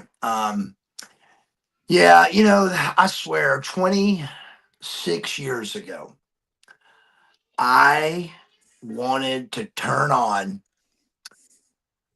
Monday Night Raw, and I wanted to say, wow, I get it. I get why I don't have a job. And 26 years later, I still don't get it. Mm-hmm. That's just, if I had another leg, I really wouldn't get it. I don't get it. I don't quite get it. I don't and I don't want to get in trouble with these boys. So, but just a lot of the names that are top guys, I don't think they would even have been on a Nitro card. I really don't. I don't think these guys would have been on the card. Yeah. And I'm a big, and maybe because the way I look or did look at the time, maybe, but just my heart as a wrestling fan, I don't get not looking the part. I don't get it. Why do these guys not look the part? I mean, oh my God, it just devastates me that they don't care no more than they care about the way they look. I'm talking about we are trying to protect. We are trying to make a pro wrestling professional, pro wrestling world. We're trying to make that as real as we can and not fake. That has been my job and wrestlers' jobs for years. Now that kayfabe's gone and all that, it's different now. But still, back then it was about everything, the little bitty things is really what made it what mattered, because we're trying to make fake pro wrestling look real. Mm-hmm. And they don't realize how much goes into it. So why not let's prove them wrong as much as we can on all the little things that keep that doubt that pro wrestling is real. And one part of doing that is the way you look. Mm-hmm. So I go with, you're on a golf course and you're playing golf and you say, hey, what do you guys do for a living? And we always try to dodge that question. So there's Luger, me, Sting, all jacked up, tan, look different, big, playing golf. What do you guys do, man? Oh, we work for Turner. Then a few holes go by. So what do you do for him? We're in the entertainment department, And then finally, what do you guys do? We wrestle. Oh, you mean that TV stuff? You mean like WWF? But my point is, at that junction, we had something to talk about because the way we looked. Mm-hmm. We looked the part. When you have that non-believer believer on the fence guy, and he meets Sami Zayn, what is he going to say? What is he going to do? I'm asking you guys. The non-believer is going to go, wait a second. You're the United States champion? Yeah. Well, I mean, he's got hair on his back. He's not tan. Why doesn't he care? Why don't he care more? I don't understand. I don't understand. Mhm.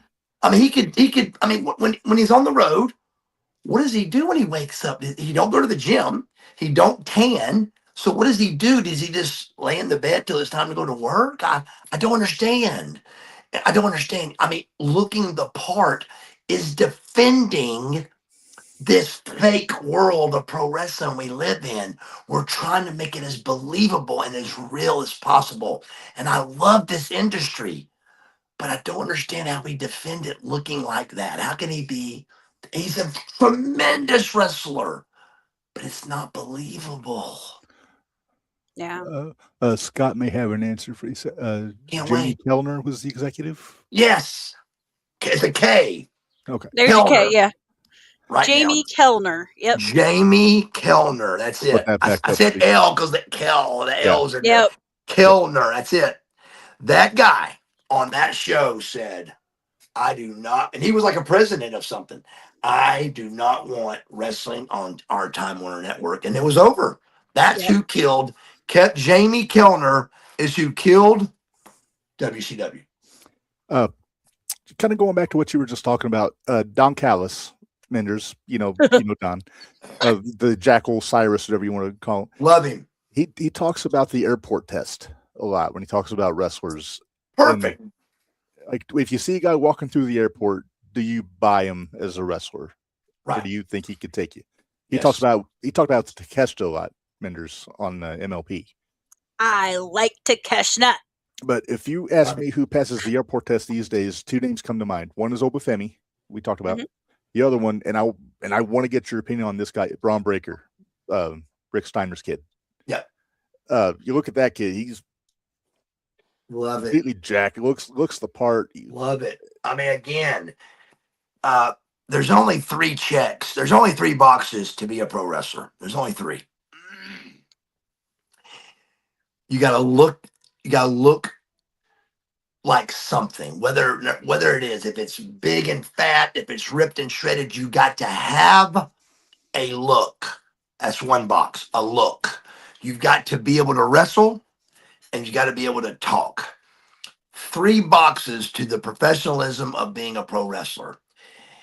And I just feel like having a look is one of the biggest ones. There's a lot of great wrestlers, a lot. Mm-hmm. But to look the part like a Braun Breaker, there's just not many of them out there anymore. I don't understand. I was watching the dudes that paint their face white. And the little fat chubby guy that's in that tag team. I just don't understand.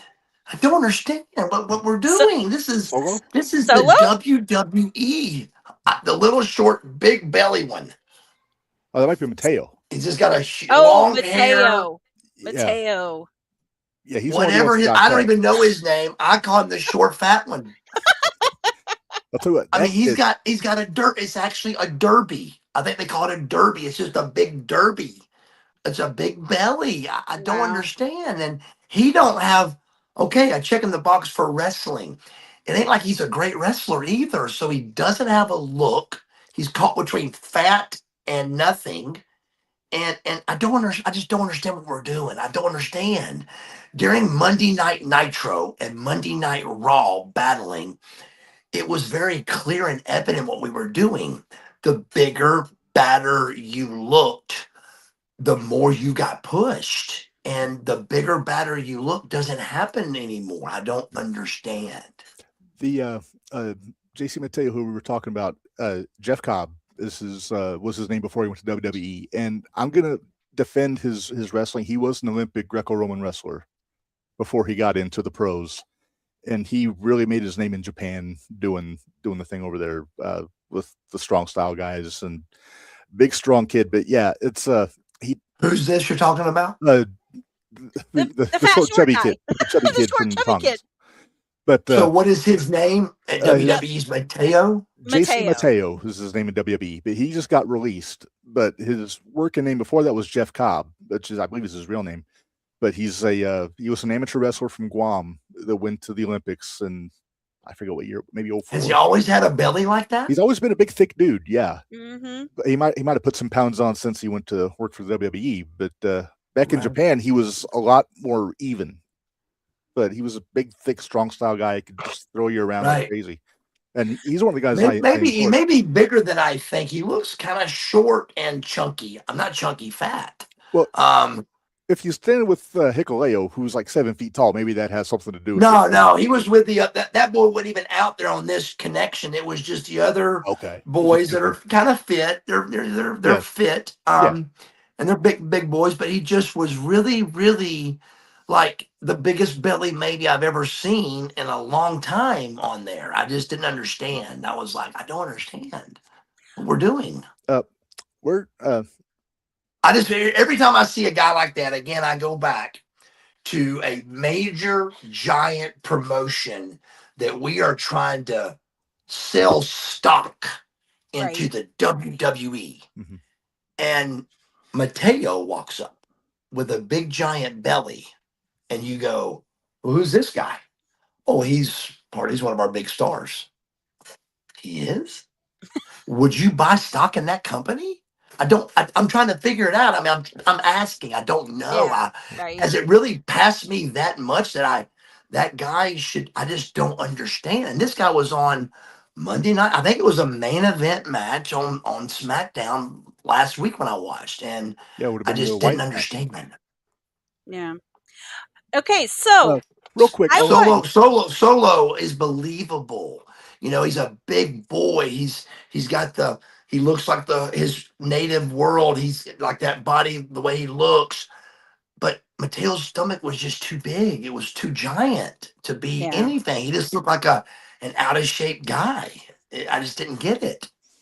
See, now I want to know, Reb. We're on this, and if you think right now in WWE, one of the biggest heels is Dominic Mysterio. Yeah. And that's one of those that I kind of look at and go, really? This guy? But man, he's so But hateable. then he opens his mouth. They hate him, man. They hate him. I'll say when he opens his mouth, everybody hates him. And I get it. It's incredible the heat he has. It is. Hey, we got a kid, Evan Fowler, Catfish. You want me to put that one up? I'll put it up. Yeah, go ahead and put it up there. He said, I got to meet Bagwell in Decatur right before I started training. This is a kind of a cool full circle moment. So, Evan, what is he, early 20s, Minderz? Just started training this past year? 20, yeah, somewhere in that neighborhood. And, apparently you passed through Decatur, Illinois. And Yep. I met this guy where? In Decatur, Illinois. Illinois.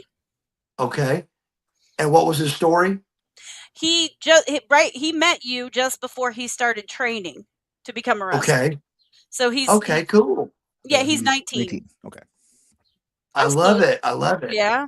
So he's a good kid. He is a good kid, and he's still recovering. He broke his clavicle, so he had surgery on his clavicle. Oh, wow. And he's recovering. So we're hoping we get to see him back in the ring here pretty soon, because that's been about 4 months, couple months. Yeah. If we don't get to Dwayne's question, y'all guys' microphones are just twinking a little bit.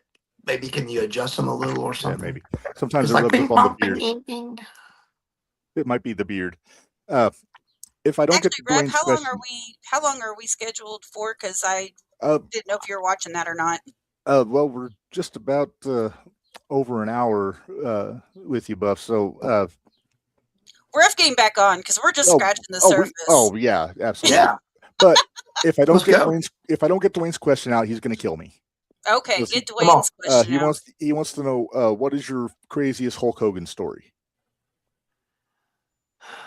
There's not a lot, man. I mean, not crazy ones. Let me think. Maybe funniest. We were on a limo doing a scene for, like something backstage or in a limo and hot stuff was something that we all wore, like before our matches, but it made you look good for everything. So we were just doing a vignette, like a little video, and we're piled in this limo, and me and Steiner had hot stuff all over us. But of course, I got the heat for it. Hogan's like, who's got the hot stuff on? And we're packed in a limo. And of course, everybody looks at me, and I'm like, why do I get the heat for it? And so I took the heat, but I remember him going, Bagwell, man, we're in a limo, bro. Come on, man. I'm sorry, Hulk. I'm sorry. That's like if we all wedged in your mom's minivan and I'd like patchouli oil on or something. Yeah, I would kill you. Well, even more distinct, like if you got in that small area and you farted. See, that would be kind of what it would be. I've been accused of that more than once. I'll just say. Yeah, me too. I got one last question. I asked Barry Horowitz a fanboy question, which I feel like I'm allowed one per interview. So I have to ask, where did you get the idea for the top hat, and how long did it take you to find the airbrush guy that was able to make those look as cool as they did? So I was a real big ball cap guy. I love ball caps, and I think the company's still around. Lids is where you go to get it. But back in the day, a fitted ball cap really was special because they didn't have the stretchy hats. No. You had to have, a haircut could make the difference of your hat fitting good and your hat not fitting. Mm-hmm. So you had to even know where your haircut weak was when you went and bought your hats, because when they were fitted, a haircut can make a big difference in how the hat fit. Mm-hmm. So it was a big deal to go to get your hats when you needed to, because they were really fitted. And like the tag would say 6 7/8 and 1, and it was crazy how it did. And you had to go through there and find them. And I was just real big on hats. Yeah. At one of those journeys one day doing that, whoever was with me said there was top hat there. There's those crazy hats started being at lids. A few crazy ones like the cat in the furry hat type of hats. Like the Kangol hats and all that were the cat in the hat and those other kind of furry ones. And there was this really nice looking tuxedo top hat.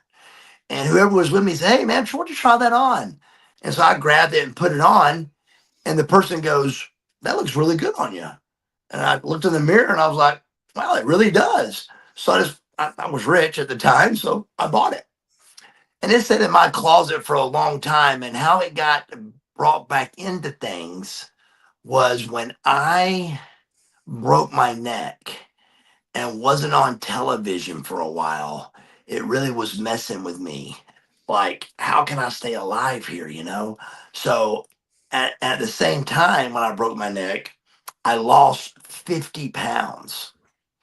So the overalls and the top hat was brought into play to draw more attention to me, and I could cover up with the overalls, and the top hat added something else to look at instead of looking at the 50 pounds I had lost. Mm-hmm. So I kept a shirt on with the overalls to cover up for that time period. And that's where both of those came from. And then, so the top hat I thought of, but then my mother said, "Why don't you put your face on the top?" And I was like, "Yes, that's a great idea." So then there was like, "Hey, look, there's 2 of us. There's 2 of us." And I would play with that, and it was just created. So I've never ever had a white one before. So this time I thought of white and had all the guys sign it, So there's, wow, Butterbean, there's Sting, Tatanka, Mark Marrow, Carlito, Sandman, Ricky Morton, Rhino. I got all the names wrote down that's on here, Hillbilly Jim. Nice. It's crazy. Ted DiBiase. I've got them all. I got Till Piper. We just talked about Roddy Piper. Till Piper, Jake the Snake, Wrath, Atom Bomb, Franchise Shane Douglas. It's like 40 names I got on here that are top names, And I thought it was just a good idea to have a white one, this time. I never had a white one. I like it. Very nice. Like I said, instead of the hat, I sprung for the last NWO belt that you had. So, yeah. That's a good one. Yeah. Red Velvet, he busted out the top hat at the expo when he was working with you, and you signed it for him, and he has since retired that hat. It's in a place of honor in his house now. Like he doesn't break it out anymore. I love it. I love it. We've had a blast having you on. Thank you so much. We will do this again. We will do this again, and we don't want to keep you any longer. But where can people catch you on social media and things like that? So something that really gets overlooked that I have a lot of fun with is, man, go check out cameo.com. I have a lot of fun with those, with happy birthdays, anniversaries, just telling somebody hello. Go to cameo.com and look up Buff Bagwell, and I'll do a cameo for you. But the best way to get in touch with me is Marcus Buff Bagwell at Gmail. Marcus Buff Bagwell at gmail.com. I answer all my emails personally. So that, and then Marcus Buff Bagwell, everything is Marcus Buff Bagwell, Facebook, Twitter, I don't do Twitter, but Facebook, Instagram, is the best way to get in touch with me. But if personally, Marcus Buff Bagwell at Gmail. Well, I was shocked because, like I said, Red gave me your email and you responded within 10 minutes probably when I hit you up to come on here, and then you sent me a message. Hey, here's my phone number. So he's something like, give me a call, and I'm like, that's only happened with Bill Alfonso's the only one I can think off the top of my head that shot me a phone number right away, so I could hit him up. I thought you had. I got the grappler too, Lynn Denton. But yeah, Lynn Denton. But yeah, it's just you were talking about how you do all your bookings yourself and all that, and it really struck me. Number one, that you do all that by yourself, but also how quick you are to respond when people hit you up. And I really appreciated that. There's something about wrestlers. They feel like that the more reachable you are, the less important you are. But I just don't find value in that. I just believe professionalism in everything I do. And when somebody calls me, I text them back. If they go outside of the boundaries of what I'm looking for, it's really hard for me not to answer somebody. So I'll either be honest and say, hey, quit saying that, or what are you doing? Or I just can't not answer somebody. It bothers me. So I'm very anal about anybody that contacts me. I at least respond. Now, if they overstep the boundary and I got to say something like, hey, stop or whatever, that's happened before. But I've never just like blocked somebody because they said something. I just really find value in being professional on a phone call. Now, I'm going to warn you, there might be times I might have to send you questions if I fall down a rabbit hole. Come on. I wonder. So hopefully I don't wind up overstepping, but no, you would never do that. It's really hard to overstep with me because I'm just such a nice guy. I really am. So I do all this myself, and I love it. I love contacting people and just staying in touch with them, So just anytime you guys want me, I'm easy to get in touch with. We will definitely do that again. Absolutely. Buff, you have a great evening, and we'll talk to you again soon. Thank you, guys. Thanks, sir. Thank you. Bye-bye. We appreciate it. Bye. Bye-bye. Bye. That was so fun. That was awesome. You were fanboying the whole time. It was great. You know how I feel about WCW. I know. And it's like you said, we hadn't even scratched the surface with that guy. We hadn't, because that was just basically touching. We didn't get into hardly anything. We got into the big stuff. There's all kinds of things. Now we got to get Riggs on to talk about his side of that story about the NWO. I don't want the clap. No, Scotty Anton gives you the clap. Scotty Riggs would be okay. I think he's immune. My bad. Scott Harden just said, Buff made me curious. Arn had 5 runs with 4 partners as tag champs. Steamboat had 8 runs with 4 partners. And 5 of those runs were with Jay Youngblood. Thanks, Dickie. Thank you, Dickie. But Buff is the only 6-5 guy. He said it himself. He is 6-5. Marcus Alexander, Buff, 6-5 Bagwell. He's got a new nickname in my book. It's not 6-7. No. We are not young enough to do that and look cool, Minderz. Oh, remind me. I have to tell you about a story tomorrow. So make sure you listen to the Independent Wrestling Shootout tomorrow. Yes. There was something that happened that 6-7 has something to do with. So. All right. Minderz, we got to make some picks today because we do have a pay-per-view coming up this weekend. Do you want to do that, or do you want to talk LFG first? You know what?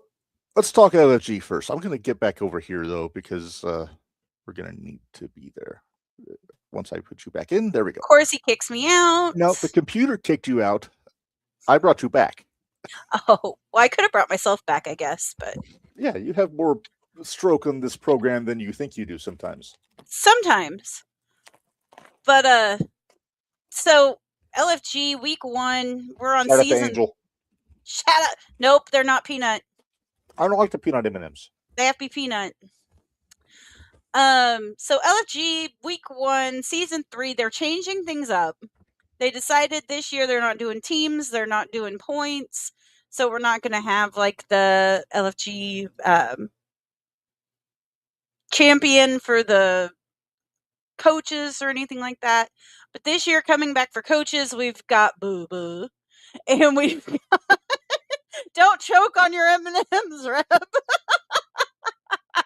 You can't do blah when I'm chewing. But we Bubba's back for another season of LFG. So is Booker T. So we have 2 of the originals on there, and they have added 2. And the 2 extras that they have added, one is Natty Neidhart. Perfect. And the other one is Kevin Owens. Nice. Natty's tailor-made for this, to work with the young talent. She really is. And Kevin, so they show him like driving into the LFG, like the performance center. Uh-huh. And he's like, I'm coming to do this because I'm bored. And I need to be around wrestling again. Okay. Can't say he's not honest. Nope. Can't say he's not honest. So there were some very familiar faces that popped up first off on there, but just as a reminder, there's a lot of these people that were on LFG that got let go recently. Yeah. So or relocated. Drake Moreau went to AAA. Well, no. I'm talking Serena Linton. I'm talking some of the ones that were on that list of people they released. Mm-hmm. But some of the ones that are still at LFG as of when this was recorded. Now, I don't know when this was recorded, the show. Uh-huh. And you'll understand why here in a minute. So it starts off, you've got Elijah Holyfield talking, you've got Harlem Lewis talking. I know you heard me talk about both of them before. Nikita Lyons has went back down to LFG for some training because since she tore everything in her knee, she was needing to work on her confidence with her knee.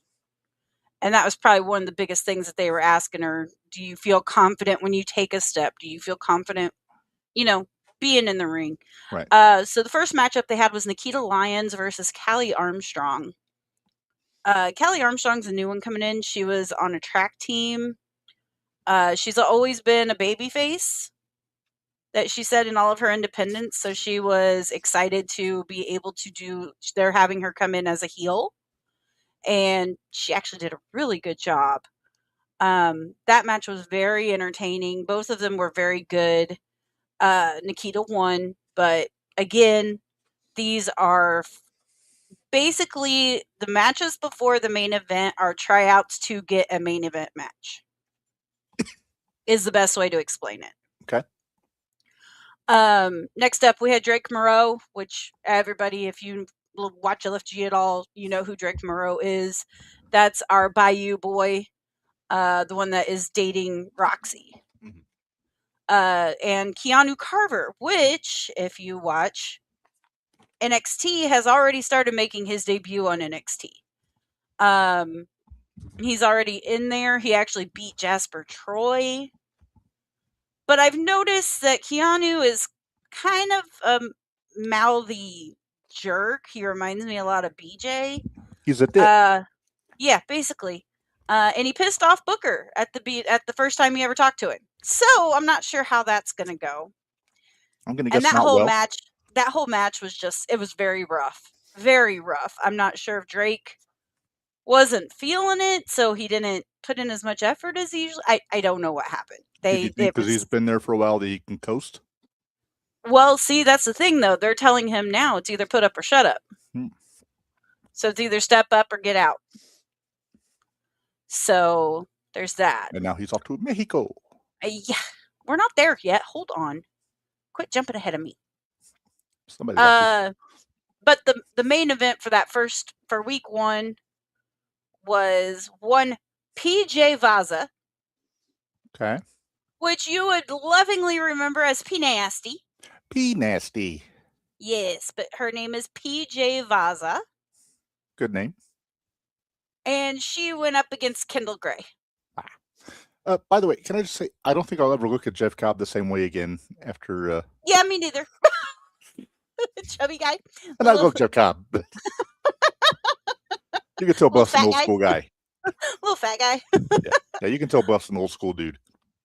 Hey, I'm fine with it. That works for me. But at the end of the PJ Kendall match, Kendall walked to the back, and Sean goes, "You're ready. You're going." So she got brought up to NXT and signed her contract. Nice. So, and of I like that course, Kendall Gray. PJ was or P Nasty PJ was sitting there saying, "I pushed her up to that level," and I'm like, "Did you though? Hey. Did you though?" Kendall's been there for a few weeks, ready to move up, PJ's been there for 3 years, and not quite there wrestling. yet. Yeah. Week 2, we had Carly Bright versus Layla Diggs. Okay. Where would these two rank on Cornette's wrestler or porn star game? I don't know. You tell me. I'll say the names again. Okay, first Carly Bright. Porn star. Layla Diggs. Layla says porn, the Diggs says wrestler. I was torn. Carly Bright sounds like a friggin' adult entertainer.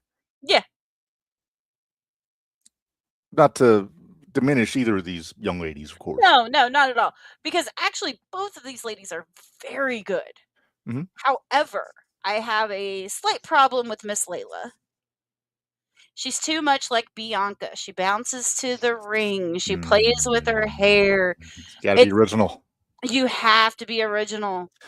Minderz, we did the clusterfuck watch along. What did we say about the Texas Outlaws? Cody and Dustin's nephews. They were too much like Cody and Dustin. They were doing all their moves. Dustin, and Cody's moves. Yep. And we hated it. Yeah, I mean, they look like they got a lot of talent. Yeah, but they're not being original. Quit doing everybody else's moves. The one looks like Tommy Rich with the blonde hair. Oh, Carly Bright was also released. Okay. All right then. All right. See you later, Carly. Let's see. Harlem Lewis and Mike DeRutter versus Harley Riggins and Jax Priestley. Well, that's some names. Some names, isn't it? All right, Harlem Lewis. Wrestler. Mike DeRutter. Change that R to an N and you got a porn star. You're terrible. Call it like I see it, Minderz. Harley Riggins. First name? Harley. So there's two Harleys? No, Harlem. Okay, I'm sorry. Harley Riggins? Riggins, I think John Riggins. I think big tough football player. I'm going to say wrestler for Harley Riggins. Jax Priestley, Jax. I think porn. I think it's a Jason Priestley gimmick. I see where you went there. This was supposed to be, I guess, like a house fight. I guess 4-man house fights get sloppy. It wasn't very good. It was not very good at all. They kind of came down hard on Harlem, and Harlem Lewis was runner-up last year. So I think Harlem needs a new last name, and it needs to be Knight. No. Harlem Knight. Come on. No. Just like Red Fox. I get it. No. Slapped around by Della Reese. If Barry's still in the thread, he's laughing his ass off right now. He is laughing his ass off right now. Call me a cheeky bastard. Oh, rebel, he says. Oh, rebel. The main event for this one was Nathan Creighton and Drake Moreau. Who, Nathan, you said is one of the ones that showed up on NXT on Tuesday. I think Nathan is one of the ones that showed up on NXT Tuesday. Because he has a very... I don't know. I didn't get a chance to watch Tuesday, so I'll have to go back and watch it. But I'm pretty sure it really looked like him. So, but this is where they announced that Drake Moreau was going that Undertaker. Well, I did not realize that Undertaker was running AAA. Yeah, he's like the head of creative there. Yeah. Well, I found that out. And so he was actually the one that called for Drake to come down. Which he trained Drake for a while, so that makes sense. Who runs Evolve? Is it still Sapolsky? I think so. Is he involved in LFG at all? No, I don't think so. So it makes sense to have him there if there's somebody he wants for Evolve to be there. Okay. His wrestling name is Tristan Angels. Porn. Who's this, Sean? Whoever it is sounds like a porn star. Who is that? Drake's? I'm just curious. Or is I that can't buy Nathan? Drake as a Tristan. I'm sorry. I can't either. I could Tristan see Angel it being sounds like the third member of Pretty Deadly. right. And if that's the if it is him, He's toxic. I'm gonna guarantee you that's Nathan Creighton. I'm glad they didn't change Kendall's name. I like her name. All right, well, that's LFG. Like I said, they're doing it a little bit different this year. Seems like people are either going to be let go or...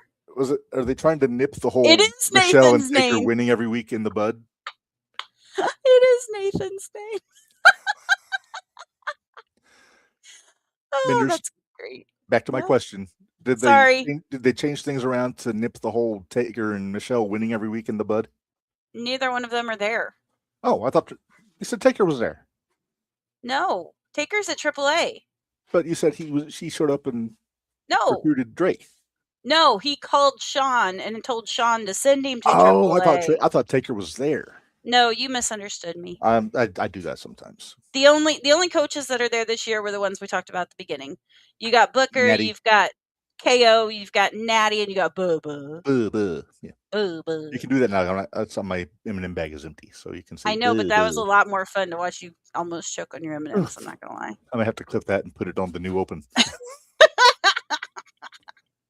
I'm not gonna get rid of the flying headset, but I think we may have to redo the Open a little bit. We need to get hold Jack again. We need to get Jack back on here. Jack? Oh, Victory? Yes. Not in this truck. Not in his truck, but get Jack back on here. Oh, even in this truck, that was fine. We don't care. That was fine. No. Well, Minderz, we have a pay-per-view. I'm sorry, a premium live event coming up on Saturday. Yep, the 9th. The 9th. Hey, I know what I'm doing when you and the wife are out honky tonkin'. Are you gonna be watching? What? Probably not. Stacy says, "Are we honky tonking?"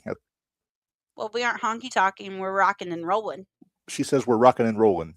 Okay. It's VA. We can't honky tonk. VA don't do country.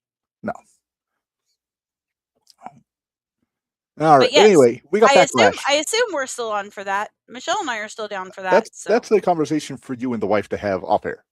Yeah, whatever. Because we got to talk Backlash, Minderz. We got to talk Backlash. We got to talk about Raw. Yes. And then we have our Hall of Fame. We do. Our main event. Main event. Ooh, excuse me. All right. So, we have 5 matches from the looks of things so far, unless they're going to add something on Friday. I doubt they add anything. They usually don't. I'm good with the 5 matches on a pay-per-view. Say 5 matches, 2.5 hours. All killer, no filler. Yes. Despite what we think about TKO, this is a loaded card. This is a pretty good card. And I don't agree with what Buff said about Sami Zayn, by the way, necessarily. I get where he's coming from, but... No, he said Sami didn't look like a wrestler. He didn't say that he wasn't... He did put him over as being a good wrestler. He said he was a good wrestler. Sean, don't get ahead of us. We'll get there. We'll get there, because I think I'm falling into Reb's trick. I think I've fallen into who who you think, and I think I'm starting to agree. I have a thought who I think it's going to be. But wait a minute. First off, well, that's our 3rd match on the list, so we'll build to that. All right, first match. Io Sky and Asuka. And now I have heard rumblings, Minderz. What's that? Which I hate because it's from the dirt sheets. That they're going to bring Kyrie back for one night to pay off the feud. Which they should. They should, but I don't think they're going to. I doubt it. I mean, if what they say is true and Kyrie asks for a release to go back to Japan, give her one little farewell thing, let her knock Asuka on her ass and head out. Yeah. But we don't know that that's what's going to happen. We did make picks. We did, and now you tell me that, it makes me irritated because... You picked wrong? I picked wrong. Yeah, because I picked Asuka. And I went with Io. You went Io. And it kind of pains me to not pick Io because I love Io. She's my favorite wrestler on the women's roster right now. Mm-hmm. Her and Roxy's a close second. Mm-hmm. But I put Asuka. I think in hindsight, if Kyrie shows up, it's going to be Io. But if there's no Kyrie, Asuka's going to cheat like she does and blow a mist in Io's face and steal win. Look up. No. What are you doing? Okay. This is very unprofessional. Well, I was trying to figure out if the person that I think might join Danhausen could actually be there. And? Yes. Okay. Anyway, let's move on. United States Championship, Trick Willie. Mm-hmm. We'll see if I get annoy the wife. Which Trick? Trick looks Williams, like a wrestler. Yeah, Trick passes the airport test. Yes. But Trick against Sami Zayn looks like Ginger Rollins in that picture. And that poor gingerbread man. Oh. On most of these matches, Minderz, I'm just going to tell you, we agree on a lot of it. Do we? Yeah, and this is one of them. We both think Trick's going to retain. Yeah. It's too early. Too early. They can't have him take the belt off until he feuds with Carmelo. Right. What's Carmelo doing right now? Just kind of floating around that U.S. title right now. Okay. All right. I didn't know if he was busy or. No, I don't think so. Okay. All right. So now we got our tag team match. Got the Miz and Kit Wilson, or Kip, as Danhausen calls him, against Danhausen and a mystery partner. Uh-huh. I don't know if you heard, but the wife said, "Oh Lord," in the background. And it better not be the Invisible Man, or I'm gonna be pissed. Oh my goodness, there will be a rant on Tuesday. Oh, you have no idea. Don't call me on Sunday. What the fuck is this? What the fuck is this shit? Minderz is saying it better not be the Invisible Man. I was thinking the same thing. Stacey's thinking the same thing as you. Well, first of all, short picks. We both think it's going to be Danhausen and partner. And whoever the partner is. Now, the question is, Sean put it in the comment, who is Danhausen's partner, Minderz? Mr. Iguana. I think it's going to be Mr. Iguana. You have sold me on this Mr. Iguana. It makes perfect sense. Plus, there was a little backstage. Mr. Iguana stole a ticket out of Danhausen's hand a couple weeks ago. Right. Exactly. Makes a lot of sense. It's a visible person with a puppet. I just want to see the interaction with Danhausen and Layeska. Yeah, exactly. Now, I was trying to think, though, if it's not, who would it be? If it's not, who would it be? Could it be Truth? No. Truth has history with Miz. But he's also doing the thing with Priest. Yeah, that's true. Yeah, he's a Damien. Would it be somebody on SmackDown? Because Miz and Kid are both on SmackDown. Would it be Elton Prince? Could be. Would it be somebody? No. He offered $400 in human money to a boatload of legends who are retired to come out of retirement for one night. Could it be a Undertaker or a John Cena or a Papa Shango or? I almost was going to suggest Papa Shango. Oh, I would love to go with Papa Shango. I don't think it's going to be a legend. Is it going to be a new face? Somebody who they have. What about maybe Ray Phoenix? He's not really doing. Oh crap! Sean has a good idea. Why did you sound so surprised that Sean would have a good idea? I wasn't surprised. It was one I didn't think about, though. He said Royce Keys. Now, Royce did just start doing the thing with Jacob. Right. So he might be involved in that bloodline story in the main event. But, I mean, it's not a bad idea. No. I like that Royce Keys. I do like Royce Keys. Could it be a TNA? Could it be Joe Henry? I don't think so. He's got too much going on with Logan Paul and all that crap. Yeah. Could it be somebody from TNA? Could it be a...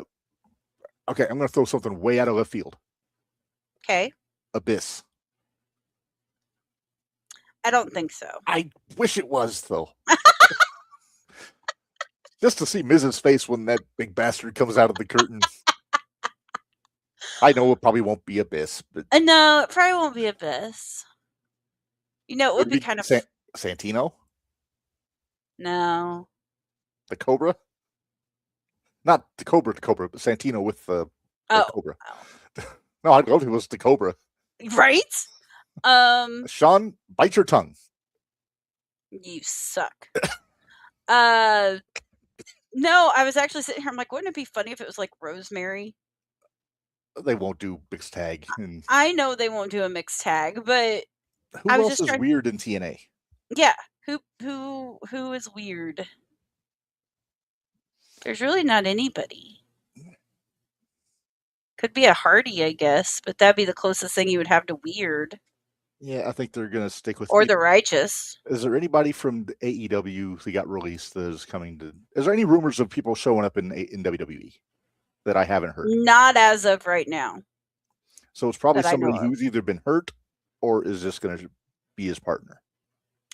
Or I still say it'll probably be a lucha person. Could it be La Parka? That'd be fun. I would love it if it was La Parka. That'd be a lot of fun if it was La Parka. I still think it's going to be Mr. Iguana, though. Mr. Iguana is the smart money. Yeah. Eh? La Parka, Spanish for the coat. Scott Harden said bring back Fantazo or Fantazo. No, he set Gorilla on fire.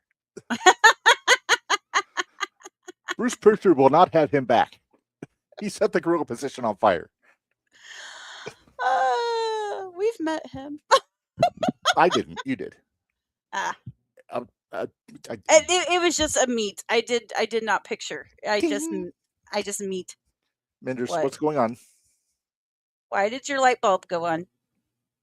Could it be the boogeyman? Ooh, it could be. It could be. Too bad they wouldn't bring. Iguana is wrestling tonight. Don't say who won. Don't you dare. But if that's the case, that means he's in the States. In the state. It's in Tampa. So I'm saying smart money. I'm putting on Mr. Iguana to be the partner. Yeah. Smart money, Mr. Iguana. We threw out some other ideas. Mr. Iguana. Yes. All right. Let's move on. And I think Mr. Iguana would really confuse Kip. Kip. That's not what Danhausen calls him. That's true. But I think Mr. Iguana is going to confuse Danhausen. Probably. He's a lizard. Right. All right, next. Hello, lizard man. He's already confused by thinking Paige is one of the Bella clones. Yeah. Yeah. Yeah. In her recovery, she developed an accent. Apparently. I love that Danhausen. We do love that Danhausen. All right, moving on. The two big ones, Minderz. Seth Rollins and Braun Breaker. Did we agree? No, actually. We disagreed. You went Seth, I went Braun. Braun got the best of Seth this past Monday. I just can't help but wonder if maybe this is where Bronson comes back. I forget how long he was out for. It was going to be a while. That's true. I think it was like 3 or 4 months. I don't think Bronson's going to get Seth beat till Bronson comes back. There are too many Bronson. It's Braun fusing. Yes. Somebody change your name. I mean, Rex Steiner is a natural. Right. Why he never went with the Steiner name? I get he wants to make his own name still. I mean, he looks if it walks like a duck and talks like a duck, it's a duck. If he walks and talks and wrestles like a Steiner, he's a friggin' Steiner.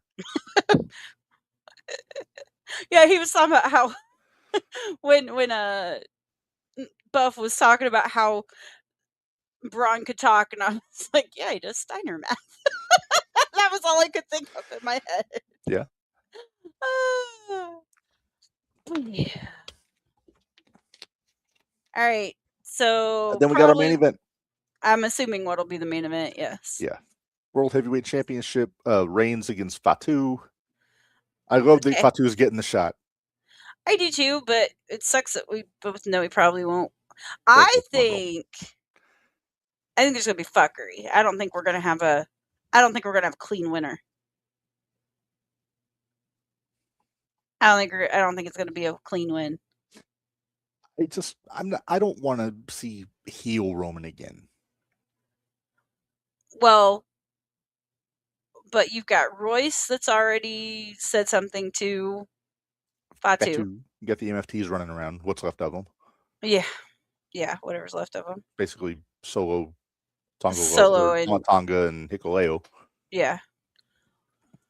So I always forget. And then, but then you also have Jay and Jimmy running around. Right. So. And then you got Punk. Yeah. Who knows? He might be sniffing around that world title again. I think he's going to be sniffing around Cody after Gunther. Well, he's not the only one. Apparently, Gunther's got his eyes on Cody too. You think? What was your first clue? The savaging that Cody endured on SmackDown. That could be a good call on that one. Yeah. Yeah. Oh my goodness. Hey, Minderz, are you able to vamp for 2 minutes while I go and visit the water closet? Sure. Why don't you plug what's coming up and then coming up what? I don't know. Tomorrow. Oh, tomorrow. How about I'm gonna plug our merchandise because we all need to do that once in a while, right? So, like tonight we have Buff on. These things cost money. We enjoy having them on. We don't mind doing it, but I don't know what Reb did with all of her stuff. He moved it on me, and I have no idea where it's at. Maybe it's here somewhere. Yeah, so check us out on brainbustertees.com/JTR. We've got a whole bunch of fun t-shirts on there, sweatshirts, fanny packs, hats. And you can go support us there. You can also support us at prowrestlingtees.com at JTR Pod. A lot of the original shirts and things are on there. But yeah, go check those out. And let's see, tomorrow night on Independent Wrestling Shootout, we will be joined by one Logan Cavazos. He just come back from his run in Japan. We're going to have a little chit chat with him, see how his travels went. We might talk to him a little bit about PWE because that's where he was at this week. That poor thing. He got put in a match with Gary J. Cruel. I'm trying to think who else he was in the match with. It was Cruel. It was Gary J. It was Eric Surge, Aston Adonis. Yeah, he got put in there with some real big boys. Really big boys. And, I mean, he tried, but we all know how this usually works. But yes, join us tomorrow. We'll talk PWE. We will talk Iron Spirit Pro, which I'm a little cranky about. Say that your mic is not. Oh yeah, Lenny was the other one. I remembered Ashton Scott. Thanks though. Appreciate your help. We'll talk Iron Spirit Pro. We will talk. We will have to. We will be. What did I not hear? Nothing. Put your microphone down so people can actually hear you. I feel better. You feel better? I do. Okay, so I told everybody we're going to be talking I was getting ready to tell everybody we were going to be talking Pro Wrestling Glory tomorrow, along with address it. That's about it, though. That's the only show we got coming up this week, isn't it? I think so. Yeah. I think so. There's not GCW because that's I don't think there's GCW this weekend. No, it's next weekend. Yes, that's the one we're going to. Yes. Well, Minderz, on the Extreme FM review on Friday, you did throw out something that we could watch, and I've taken to that like a fish to water. Have you? And I can actually, since you suggested who it should be, I can tell you what the match is. Okay. So you suggested something involving Raven or Dreamer. Because we haven't watched a match with Raven and Dreamer in a while. Well, it's been a couple weeks because that tag title dog collar match with the Pitbulls. But that's not the same. I found the first ever one-on-one match with Raven and Dreamer from ECW. Nice. From ECW three-way dance in April of 1995. I'm sorry. Oh, damn. Notable as the debut of one Beulah McGillicuddy. Ah. And I like this idea. And Tommy in tights. Oh, Lord. Well, maybe a singlet, but with a T-shirt. He doesn't have not the pants. Not the pants? Okay. Which was not the track pants? Not the track pants. So so we got that coming up on Friday. Minderz, do you want to go ahead and say who we got coming on the shootout next Wednesday?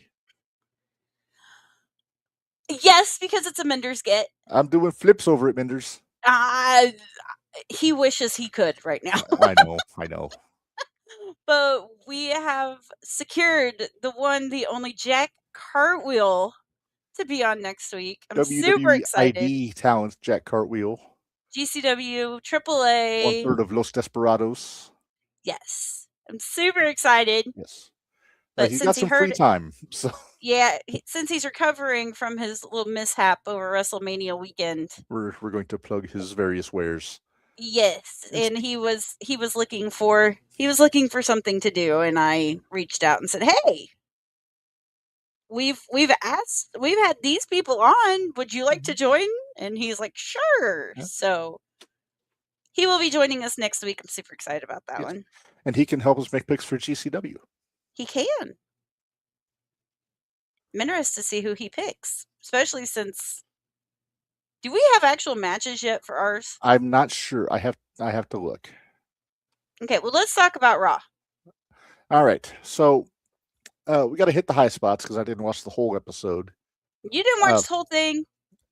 No, I didn't have time. I was running all morning, so I didn't have time to go back and watch it. As Handsome Dan once said, "Work is hard." But anyway, so I think the big story, well, not big story, but one of the big moments was the Seth Roman interaction in the back. Yes. With the kind of teasing, running that back again. Yes. Which they never ran it back the last time because he got hurt. He got hurt. Yeah. We had. Ooh, that's who the other one was they released. Who? Gavin O'Shea. He was a director after 25 years. Yeah. Well, maybe he was retiring. Eh. Anyway, there was the ongoing thread with the Judgment Day and Roxanne testing her loyalty and whatnot. Yeah, she said she was loyal to Judgment Day, and she proved that she was loyal to Judgment Day by hitting Finn in the head with the hammer. Somewhat, it looked almost reluctantly though. It did. I think we're just laying groundwork right now. Absolutely. I agree with AJ. The fact that JD's finally using a headbutt is creative genius. Yes. Wonderful. If everybody's calling him Bobblehead, why not use it? JD Funko Pop. But, I mean, if there's no more convincing finish than getting an Easter Island head dropped on you from a great height. You're a jerk. I say it with, I'm a fan of JD McDonough. I know, we both are. Hey, he got a kick out of when Corny would talk about the size of his head. Oh, I know he did. Yeah. I know we're no Corny. Sean still eventually thinks about Intern's face. Eventually. It's coming, but maybe not. I actually am not right away. I'm actually thinking maybe both of them are going to turn face, but Roxanne and Raquel. Yeah, Raquel, she was kind of just taking it in the locker room. Yeah, she didn't really say a whole lot. Mm-hmm. So, but we'll have to see. Yep. Let's see, Penta and Penta and Javon versus Rusev and yeah. Sorry, I call him by the Danhausen name. All Egon Page. Mm-hmm. I like Ethan Page. I do too. What is it with us and heels? Hey, heels have the most fun. They do. They really do. There's an 80s song. Heels just want to have fun. It's called Girls Just Want to Have Fun, but okay. I think there needs to be a parody version called Heels Just Want to Have Fun. All right, you work on it. I'll get right on that. And you then Mindy Lauper, you got the hair for it. Thanks. And then we had our tease of the week. Or wait, did we have Becky come out? Becky came out. Becky came out for her celebration. Well, Soul came out because she's officially on Raw. And Becky came out and complained because Soul was taking all her time for her to talk about herself. Mm-hmm. She popped Adam. not making him laugh. She slapped him. No, she slapped him. Adam called a stray. Yeah. Do you see even later he was like, oh, he was selling. He sold the whole night. It was great. Yeah. Sean, real quick, just finish up with Roxanne. He says he has a theory Roxanne wins Money in the Bank and cashes it on. I don't hate it. That's not a terrible theory. I don't hate that idea. Is it wrong that now I'm picturing Buff Bagwell in Power Slap? Right? I thought about that. I'm not gonna lie. Yeah. Then we had our tease of the night, which made you and I both really mad. Well, Oba had his open challenge. I'm not gonna say mad. No, disappointed. We got all excited. Well, first we got Oba and Otis. Yeah. And Oba threw Otis around. Yeah. I feel like they should have saved that. Yeah, but maybe not. American Alpha is kind of a joke now, so Alpha Academy. Whatever. Well, American Made is under a mask now. Yep. Julio and Bruto. Yeah, Julio and Bruto. Because we need more guys in masks. Right. But we're burying the lead here. After Otis got beat, the ever so noble Akira Tozawa stepped up to Oba. It was beforehand. Akira went to go step before? up. Yeah, it was before. And then Otis moved him and challenged. Like I said, I didn't see the whole thing. I just saw pictures. No, okay, so paint me a picture, Minderz. Let me paint you a picture. Oba's in the ring. Tozawa goes in like he's going to be the one to accept the challenge. Which I would have loved. Dude, just with how good Tozawa is, he's so good. He's very underrated. He's criminally underrated. We split, Sean. One picked Rollins, one picked Braun. I picked Braun, Minderz picked Seth. Yeah. But anyway, so he goes in and then Tozawa plays the okay, maybe I'm overstepping what I like. He walks up to him and literally his nose is like right here in his chest. Immediately regretted his decision. Yeah, he regretted his decision and then turned, and then Otis is like, yeah, come here, and they switch places. And then we had Otis, and I was like, no! We should have asked Buff what he thought of Otis with what he said about Mateo. Right? What do you think about a giant cantaloupe in a singlet? Right? Good Lord. He might have been okay with Otis because Otis kind of has that Scott Norton physique. Well, that was the thing.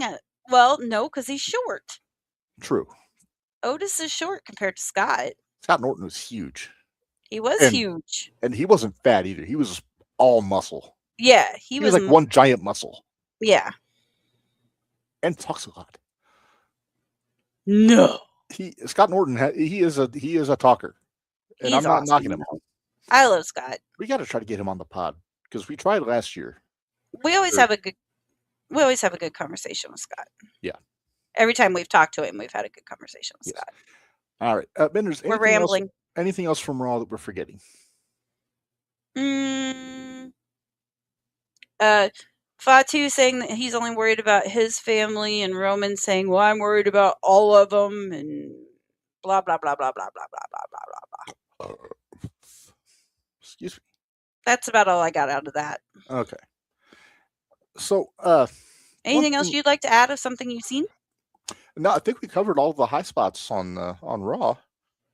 So I did want to throw something at you here, Minderz, just because I want to get your take on it. There was something going around on Facebook. A bunch of wrestlers put out, like they had this list that they filled in the blanks on. You know how they do some of these here and there. Mm-hmm. And I want to test you. I want to see what you said. What I would say. What you would say, and then I'll tell you what I had on mine. Okay. But we'll just do you all the way down, then I'll share mine. Okay. Okay. Greatest wrestler of all time. Of all time? All time. Ricky. Morton? Steamboat. Steamboat. Okay. Worst wrestler of all time.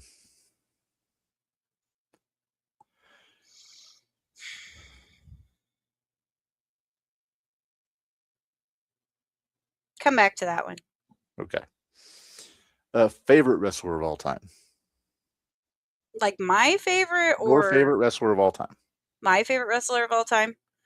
That would be Dynamite Kid. Okay. Favorite current wrestler?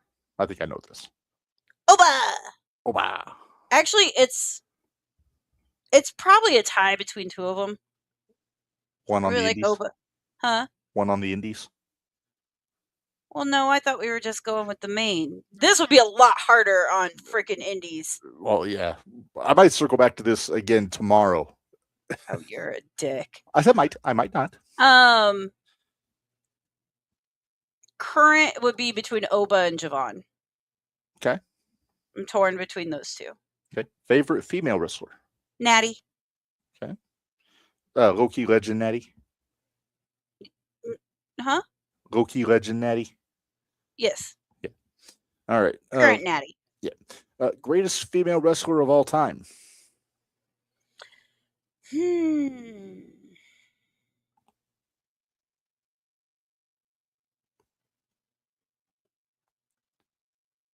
That's a tough one. Well, this one gave me trouble too. Did it? You know what? I'll go Mickey James. Okay. Favorite high flyer? Oh, well, shoot. If I'd known that, that'd be Javon. Right. Favorite technical wrestler?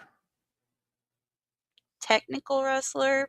And it doesn't say current. You can be anybody. Toss up?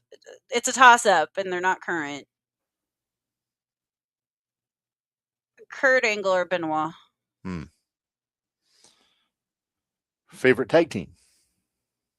British Bulldogs. Okay. You knew that. I did. Well, hang on. There's also greatest tag team of all time. Oh, okay. Well, that's British Bulldogs. Mm-hmm. Favorite current tag team?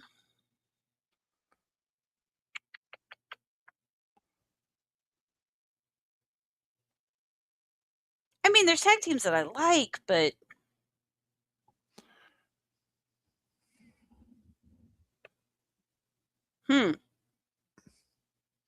that's a tough one. Yeah, I can't. That's independent. That's true. I was trying to help you. I know, but I can't pick them because that's independent. Actually, probably right now, the one that I'm enjoying what they're doing with them.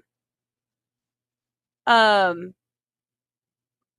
do enjoy what they're doing with the Vision. So I will say the Vision, even though I'm not a big fan of. Although if they actually do pair Rusev and Oligo Ethan Page together, that will probably become my new favorite. Okay. All right. Greatest tag team, you said Bulldogs. Mm-hmm. Greatest manager of all time? Oh, you suck. Of all time, Cornette. Oh, okay. Favorite manager?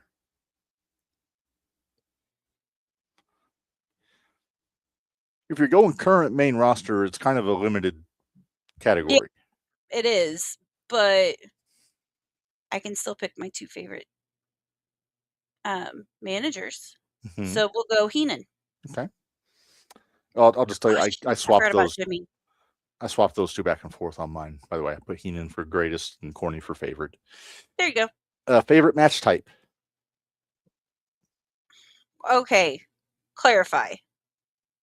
Like, do I have to choose like Haas fight, lucha? Like match type. Like is it like a ladder match or a cage match or a like specific category match, not like just like a random like high flying showcase or Haas fights or.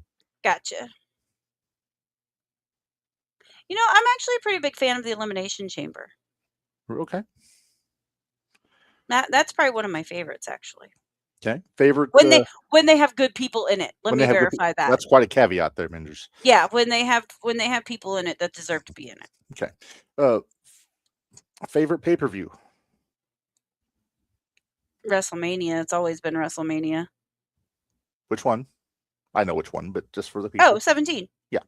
Oh, I had to pick. I thought you meant just in general. No. Specific show. Favorite promotion? since I can't go indie, it'd be WWE. Okay. Most underrated, and I'm considering this of all time. Most underrated of all time? Well, we were talking. I'll go with Tozawa. I think he's very especially now. He is very underrated. He's very underrated. Okay. Most overrated. Rock. Oh. I've never been a fan of The Rock. No, that's fair. Okay. Favorite championship belt of all time. Winged Eagle. Okay. Greatest referee of all time. Only because it's like childhood. Earl. Earl Hebner. Okay. Yeah. Favorite referee. Lil Nate. Okay. Charles Robinson. Charles Robinson. Very nice. And then favorite TV announcer.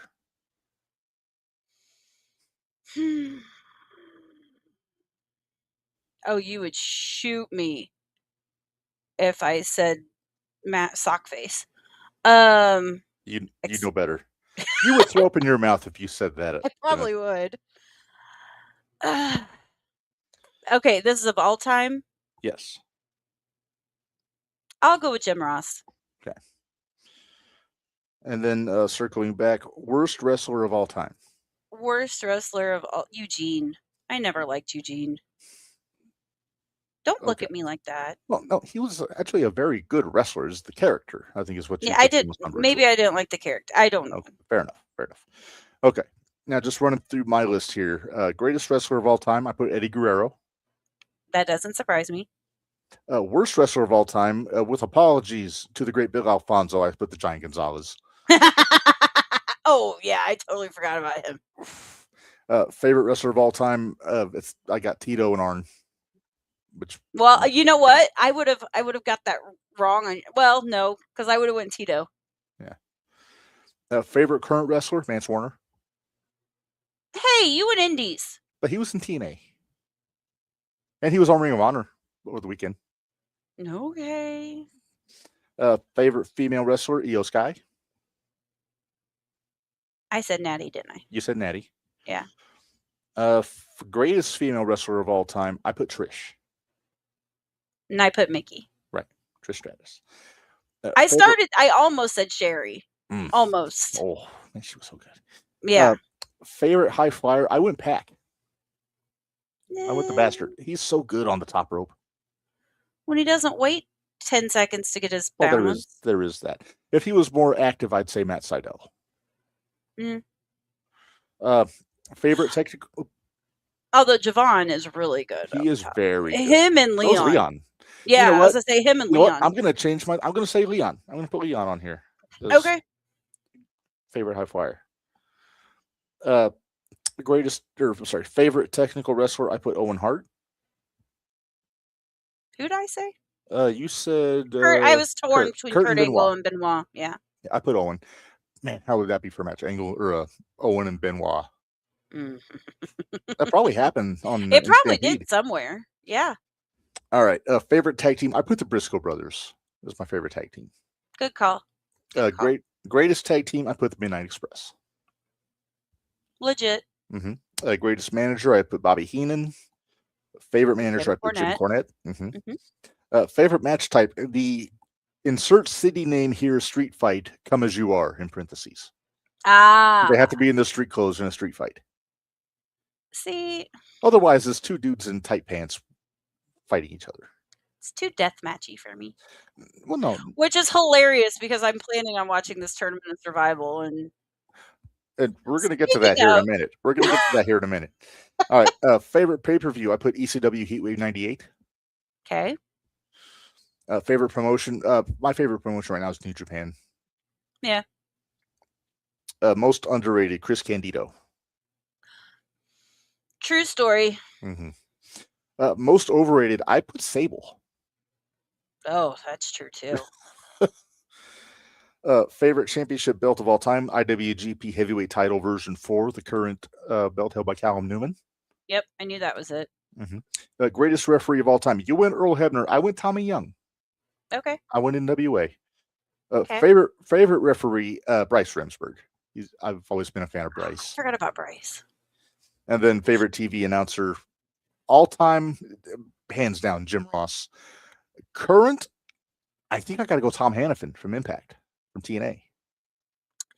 If it's current, I'd almost go SmackDown because I can't stand Michael Cole. Yeah, Joe Tess. Joe Tess is really good. With Wade, I like him Wade with Wade. Yes, I like him a lot with Wade.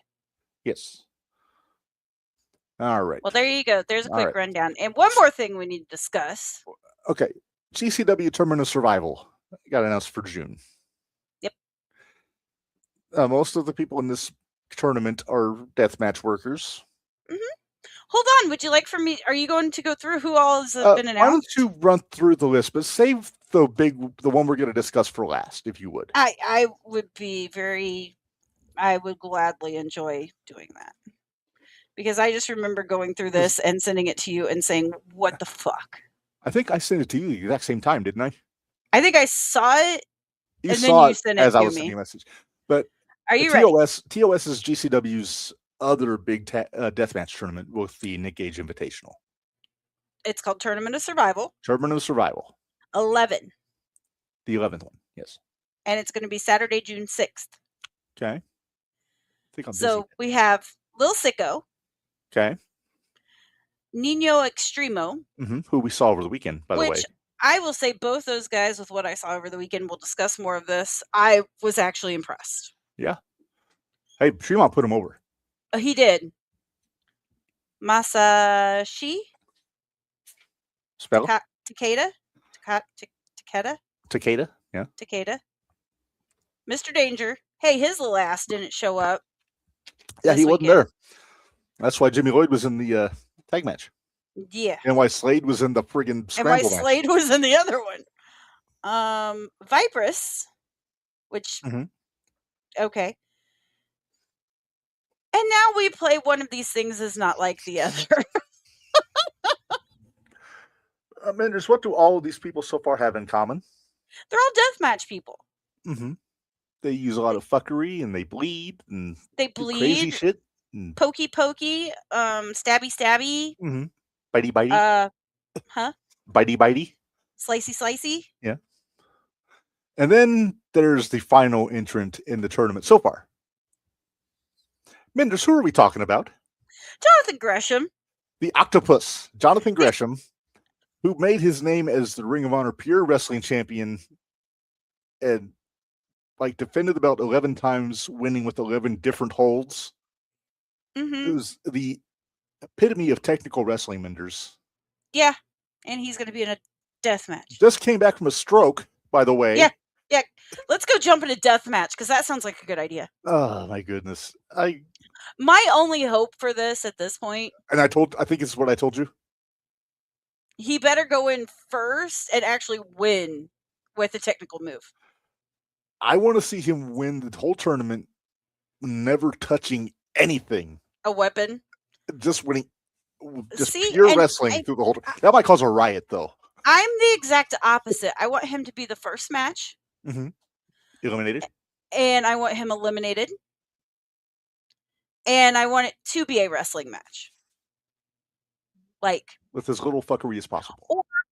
Or only chairs and doors. No glass, no pokey. I get chairs and doors. No glass, no light tubes, no skewers. Pokey, no stabby, no slicey. None of that.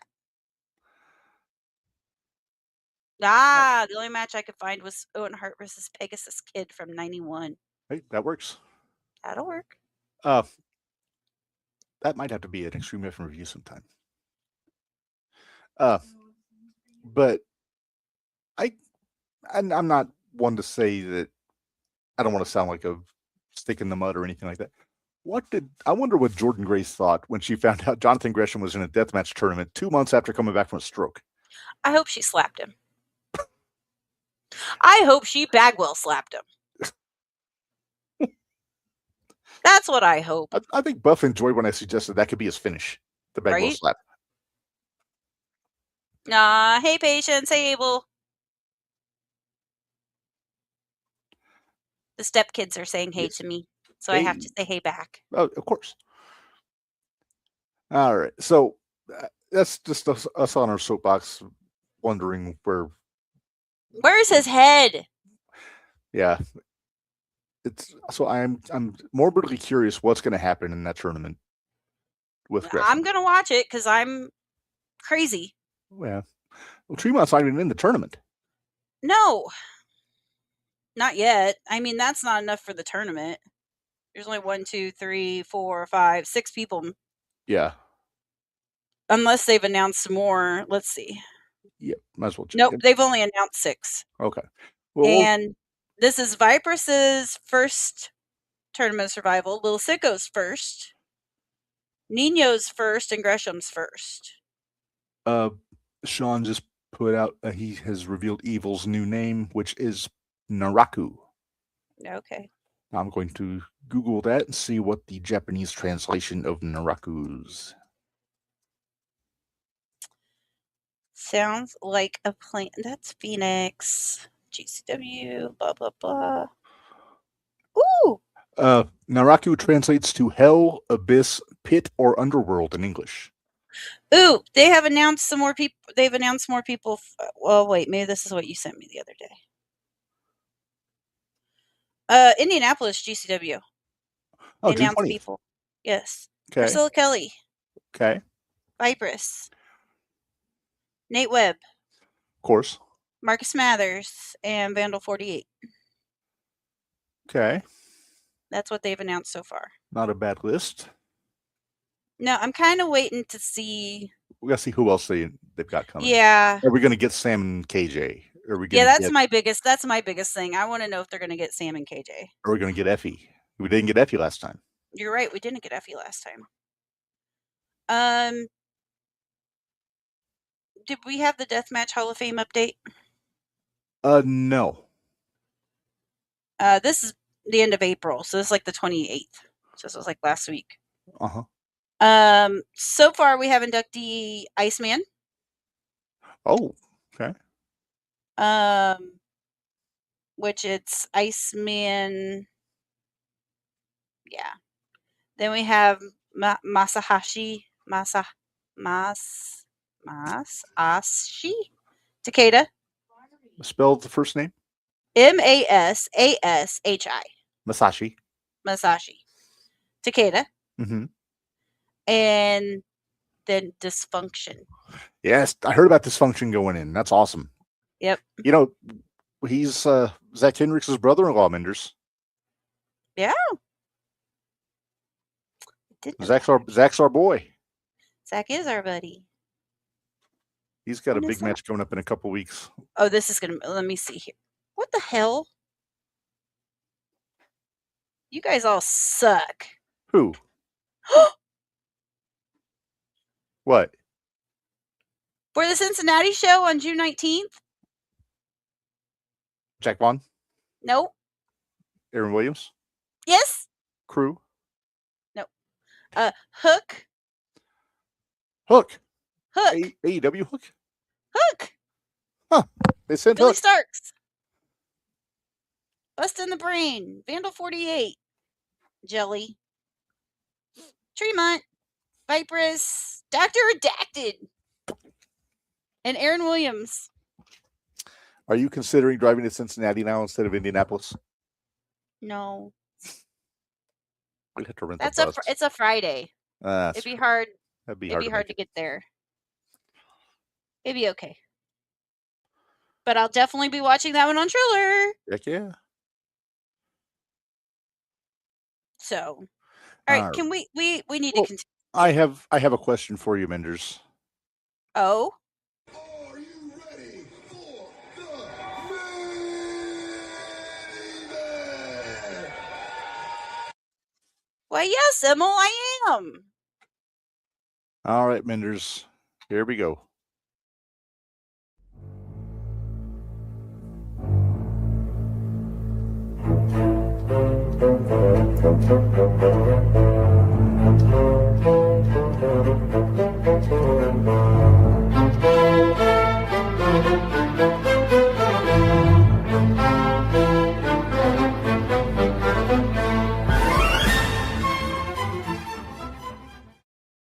All right, Minderz, it is time for the JTR Hall of Fame. And this one is historic. It is our first inductee in the Impact Wing. Minderz. Yay! Our new Impact Wing. We talked about, we have 3 new wings, the Turner Wing, the Impact Wing, the Titan Wing. And this is our first one for the Impact Wing. And I know there's a lot of people made suggestions when we first suggested doing an Impact Wing, who they thought it should be. Mm-hmm. All valid choices. Very valid. But I made the executive decision to go, if you're talking about TNA, talk about Impact, you got to talk about the guy that founded it, Minderz. So we're going to go with Jeff Jarrett for our first inductee in the Impact Wing in the Hall of Fame.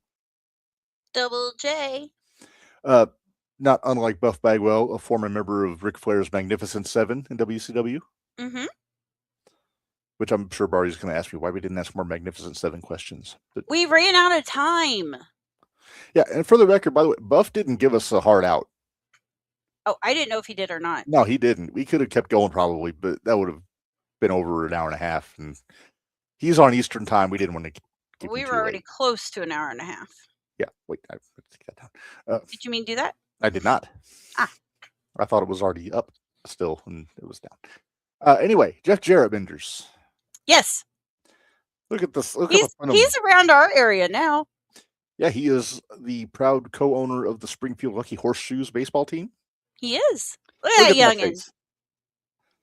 He hasn't. I believe that is his face hasn't changed. No, I think that's maybe the USWA Light Heavyweight Championship. So his face has not changed at all. It has not. Of course, made his bones in Memphis under his dad, Jerry Jarrett, and also the King. They were tag team champions together. Man, he looked just like his dad back then. Yeah. Jarrett, not Lawler. Well, I don't know what his dad looked like. He's smart ass.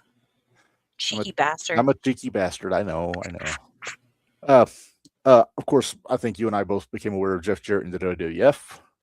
Yes. Double J, J-E, double F, J-A, double R-E, double T. I could see you wearing that hat, Minderz.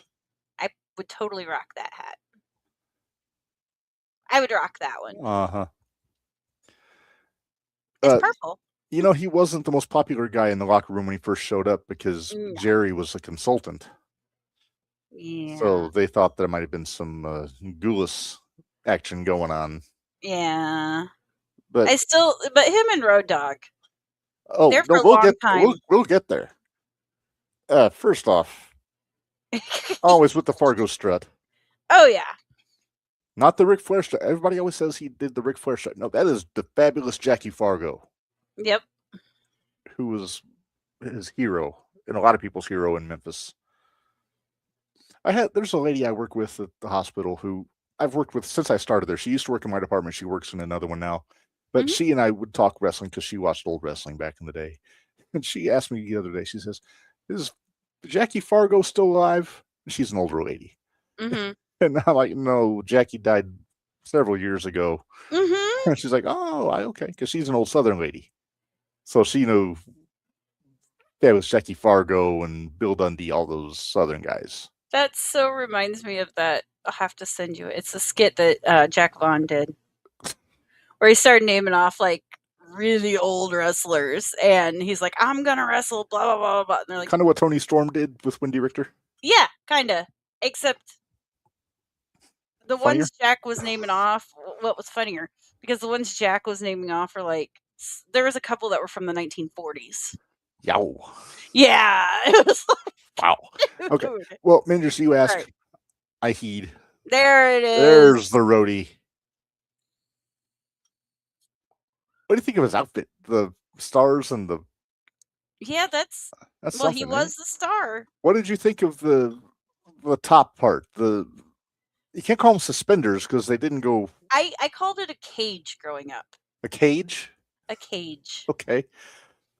Because it reminded me of jail bars. Yeah, I see it. Road Dogg kind of dresses like me, actually. Yeah, he does. A lot. Yeah, but I can't strut like they can. Have you ever tried? Oh, yes, I have. If the right song gets playing on the radio, I'll bust into a Larry Sweeney strut. Yeah, Because Brody. if you want to watch a good strut, look up some Sweet and Sour Larry Sweeney from the Indies in the 2000s. Brody and Jeff Jarrett. I think my favorite angle with them was when Jeff was saying he sang the song and it ended up it was Brody that sang it. Oh, that became a whole thing, Minderz. Did you ever hear it the story did. about this? So they did the In Your House where Jeff performed the song. Mm-hmm. And the plan was to reveal that Jeff had lip synced and that it was the roadie the whole time singing. Mm-hmm. And the day of the show, Jeff kept trying to convince like Pritchard and Pat and all the creative guys, no, just have it where it's me. Like, don't reveal it's a lip sync. And they're saying, but where's the heat? Right. Where is the heat? Yeah, and they came to like they couldn't agree on it. They did the angle. He went out and dropped the belt to Shawn, and then he and Rhodey quit. They bailed. They went because they were in Nashville for that pay-per-view. They went to Jerry's house and were in his hot tub. Hid. Well, not even hid. They were just hanging out in Jerry's house, and Jerry called Lawler and told him what was going on, and said, "Hey, I'm going to get these guys in WCW," which never happened. Right. So then I think it was Bruce and Vince, and maybe Pat were driving, and Lawler stops his car in front of him on the highway and starts flashing his lights. So they get out. So Lawler tells him what he just found out from Jerry, because apparently he had a car phone, and because he's a king, he's going to have a car phone. Of course, he's a king. So Vince is hot because they spent all this money on studio time and building this angle for them to say fuck it and leave. Mm-hmm. They wind up hiring Road Dogg back. No, they brought them both back.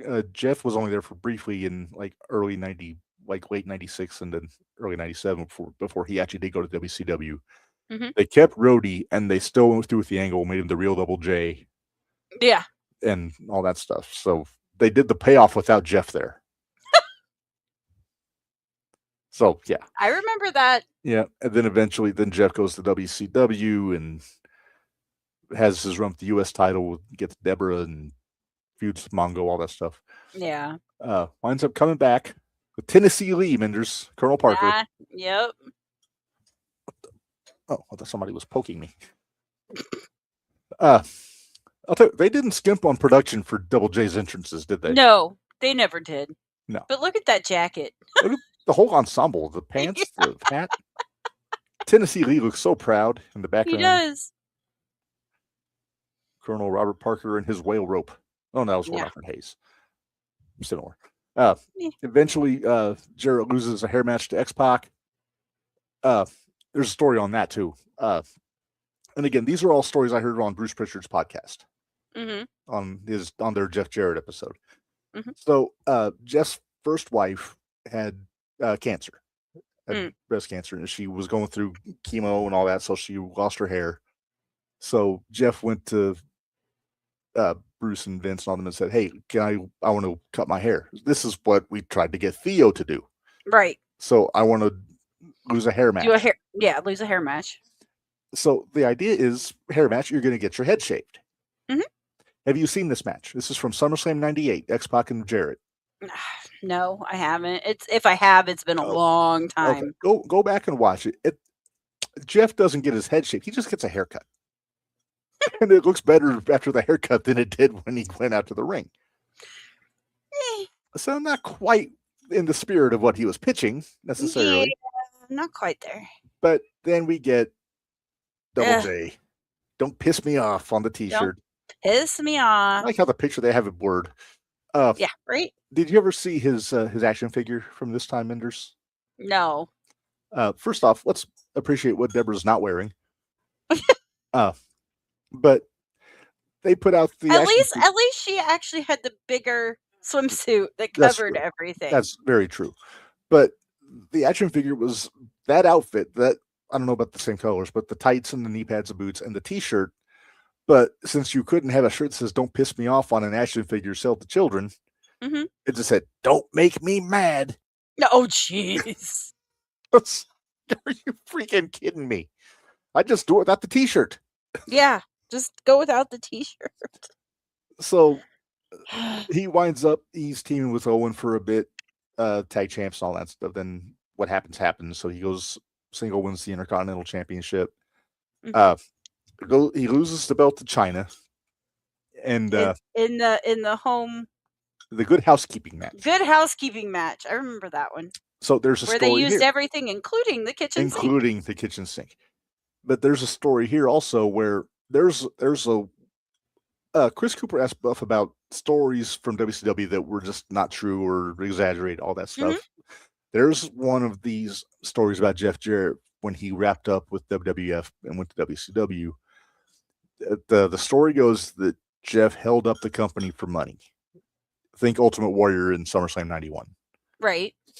Bruce actually debunked that. He said that's not true.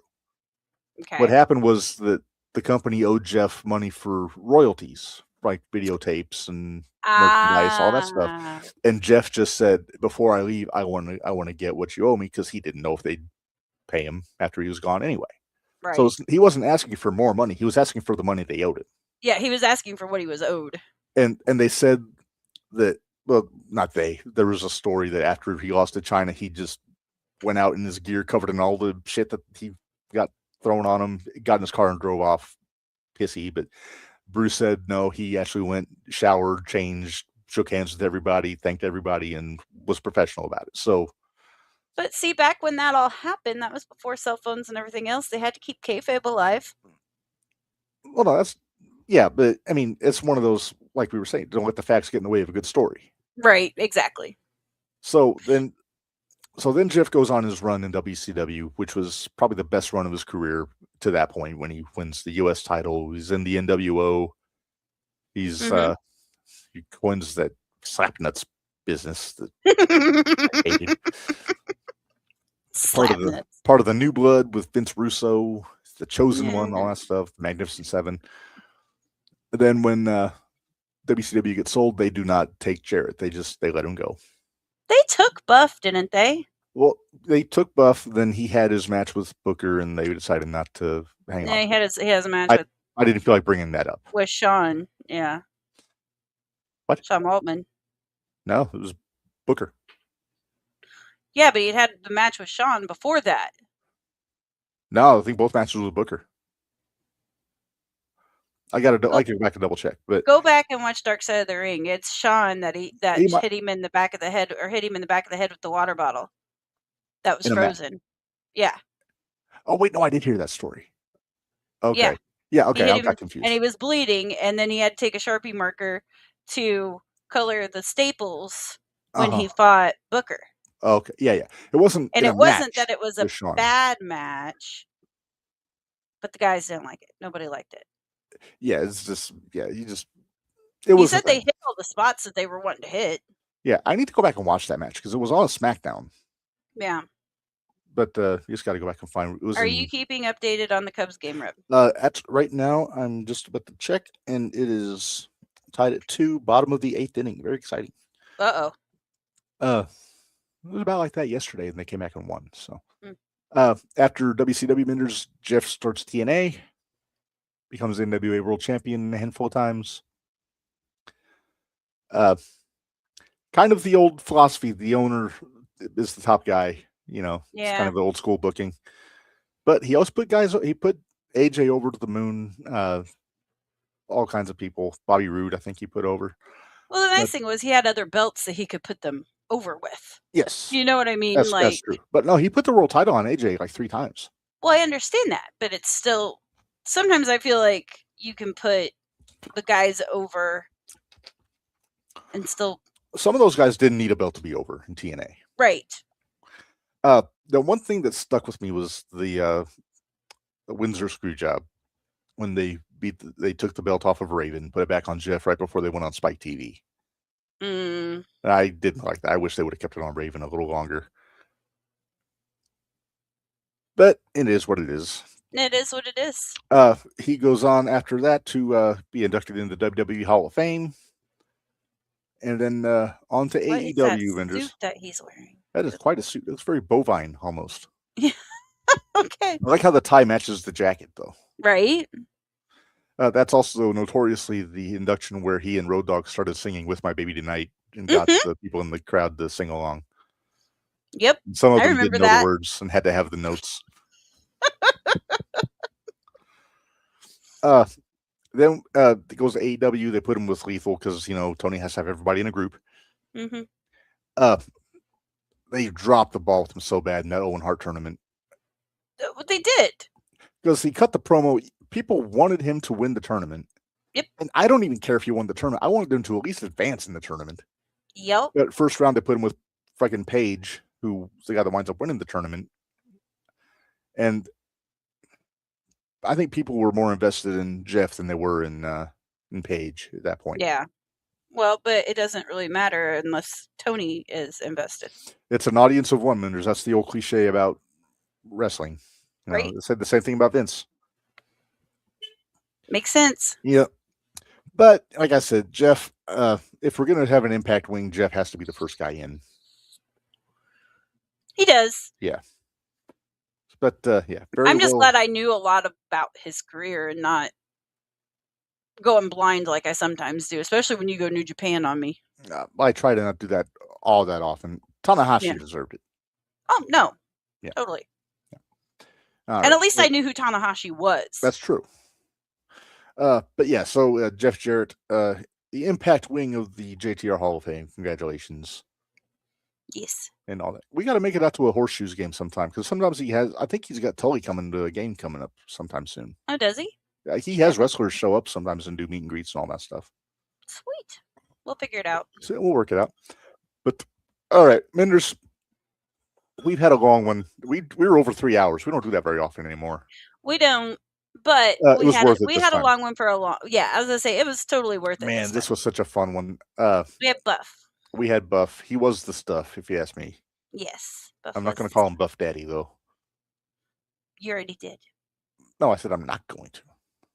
Buff Daddy. All right, so tomorrow we are back on the Independent Wrestling Shootout. We will be joined by the 01 USA Shining Light champion Logan Cavazos to talk about his first tour of Japan. Then we'll recap. We'll recap the wrestling from this past weekend. Iron Spirit Pro Wrestling Epic, GCW, House of Glory, New Wave. New Wave. I think Signal 10 had a show. I got results for that one. Okay. And then yeah, they did. I forgot. Yeah, because Red was Jordan there. Jordan messaged me. Yeah. Then Extreme F Review podcast on Friday will be showing the first Raven Dreamer match from ECW 1995. Minderz pick. Not the match, but she picked the participant. I picked the participants. Yes. And then next week, Minderz, JTR will be talking about Backlash. I don't think we have a guest. I don't think we do either. We do on Wednesday, though. We have a guest on Wednesday. The very dynamic Jack Cartwheel will be joining us. And we'll have him help us make picks for GCW. Yeah. Yeah. No guest next week on JTR, but nope. So and we're still in the works. We're still in the works for our anniversary show. Yes. We're just dotting the J's and crossing the I's. Yeah. That's not right, but okay. No, you get my idea. Crossing the T's and dotting the I's. Which would make a lot more sense. And the lowercase J's. Okay. You dot those. Yeah. They have dots on them. You aren't following what I was saying, but okay. No, I know what you're saying. Okay. Although I will say that some people know. Yeah. Some people guess, but I'm trying to keep the guessing to a minimum. I want to save it for the big reveal. If it's a guess, you have to send it to us individually. Yes, in private message, and if you get it right, you are sworn to secrecy. Yes. Minderz, I think we need to get out of here because I'm getting punchy and I'm hungry and I'm hungry and I'm tired. I've got Jeopardy. And I need to go use the water closet now. All right. Well, thanks everybody for joining us. Huge thank you to Buff Bagwell for joining us today. Oh, there will be a part 2, Minderz. So there has to be. We didn't cover enough. That's right. So we will make that happen. But until next time, as always, for Minderz, this is Reb reminding you all, life is hard, work stiff. We'll see you guys next time. Thanks, guys.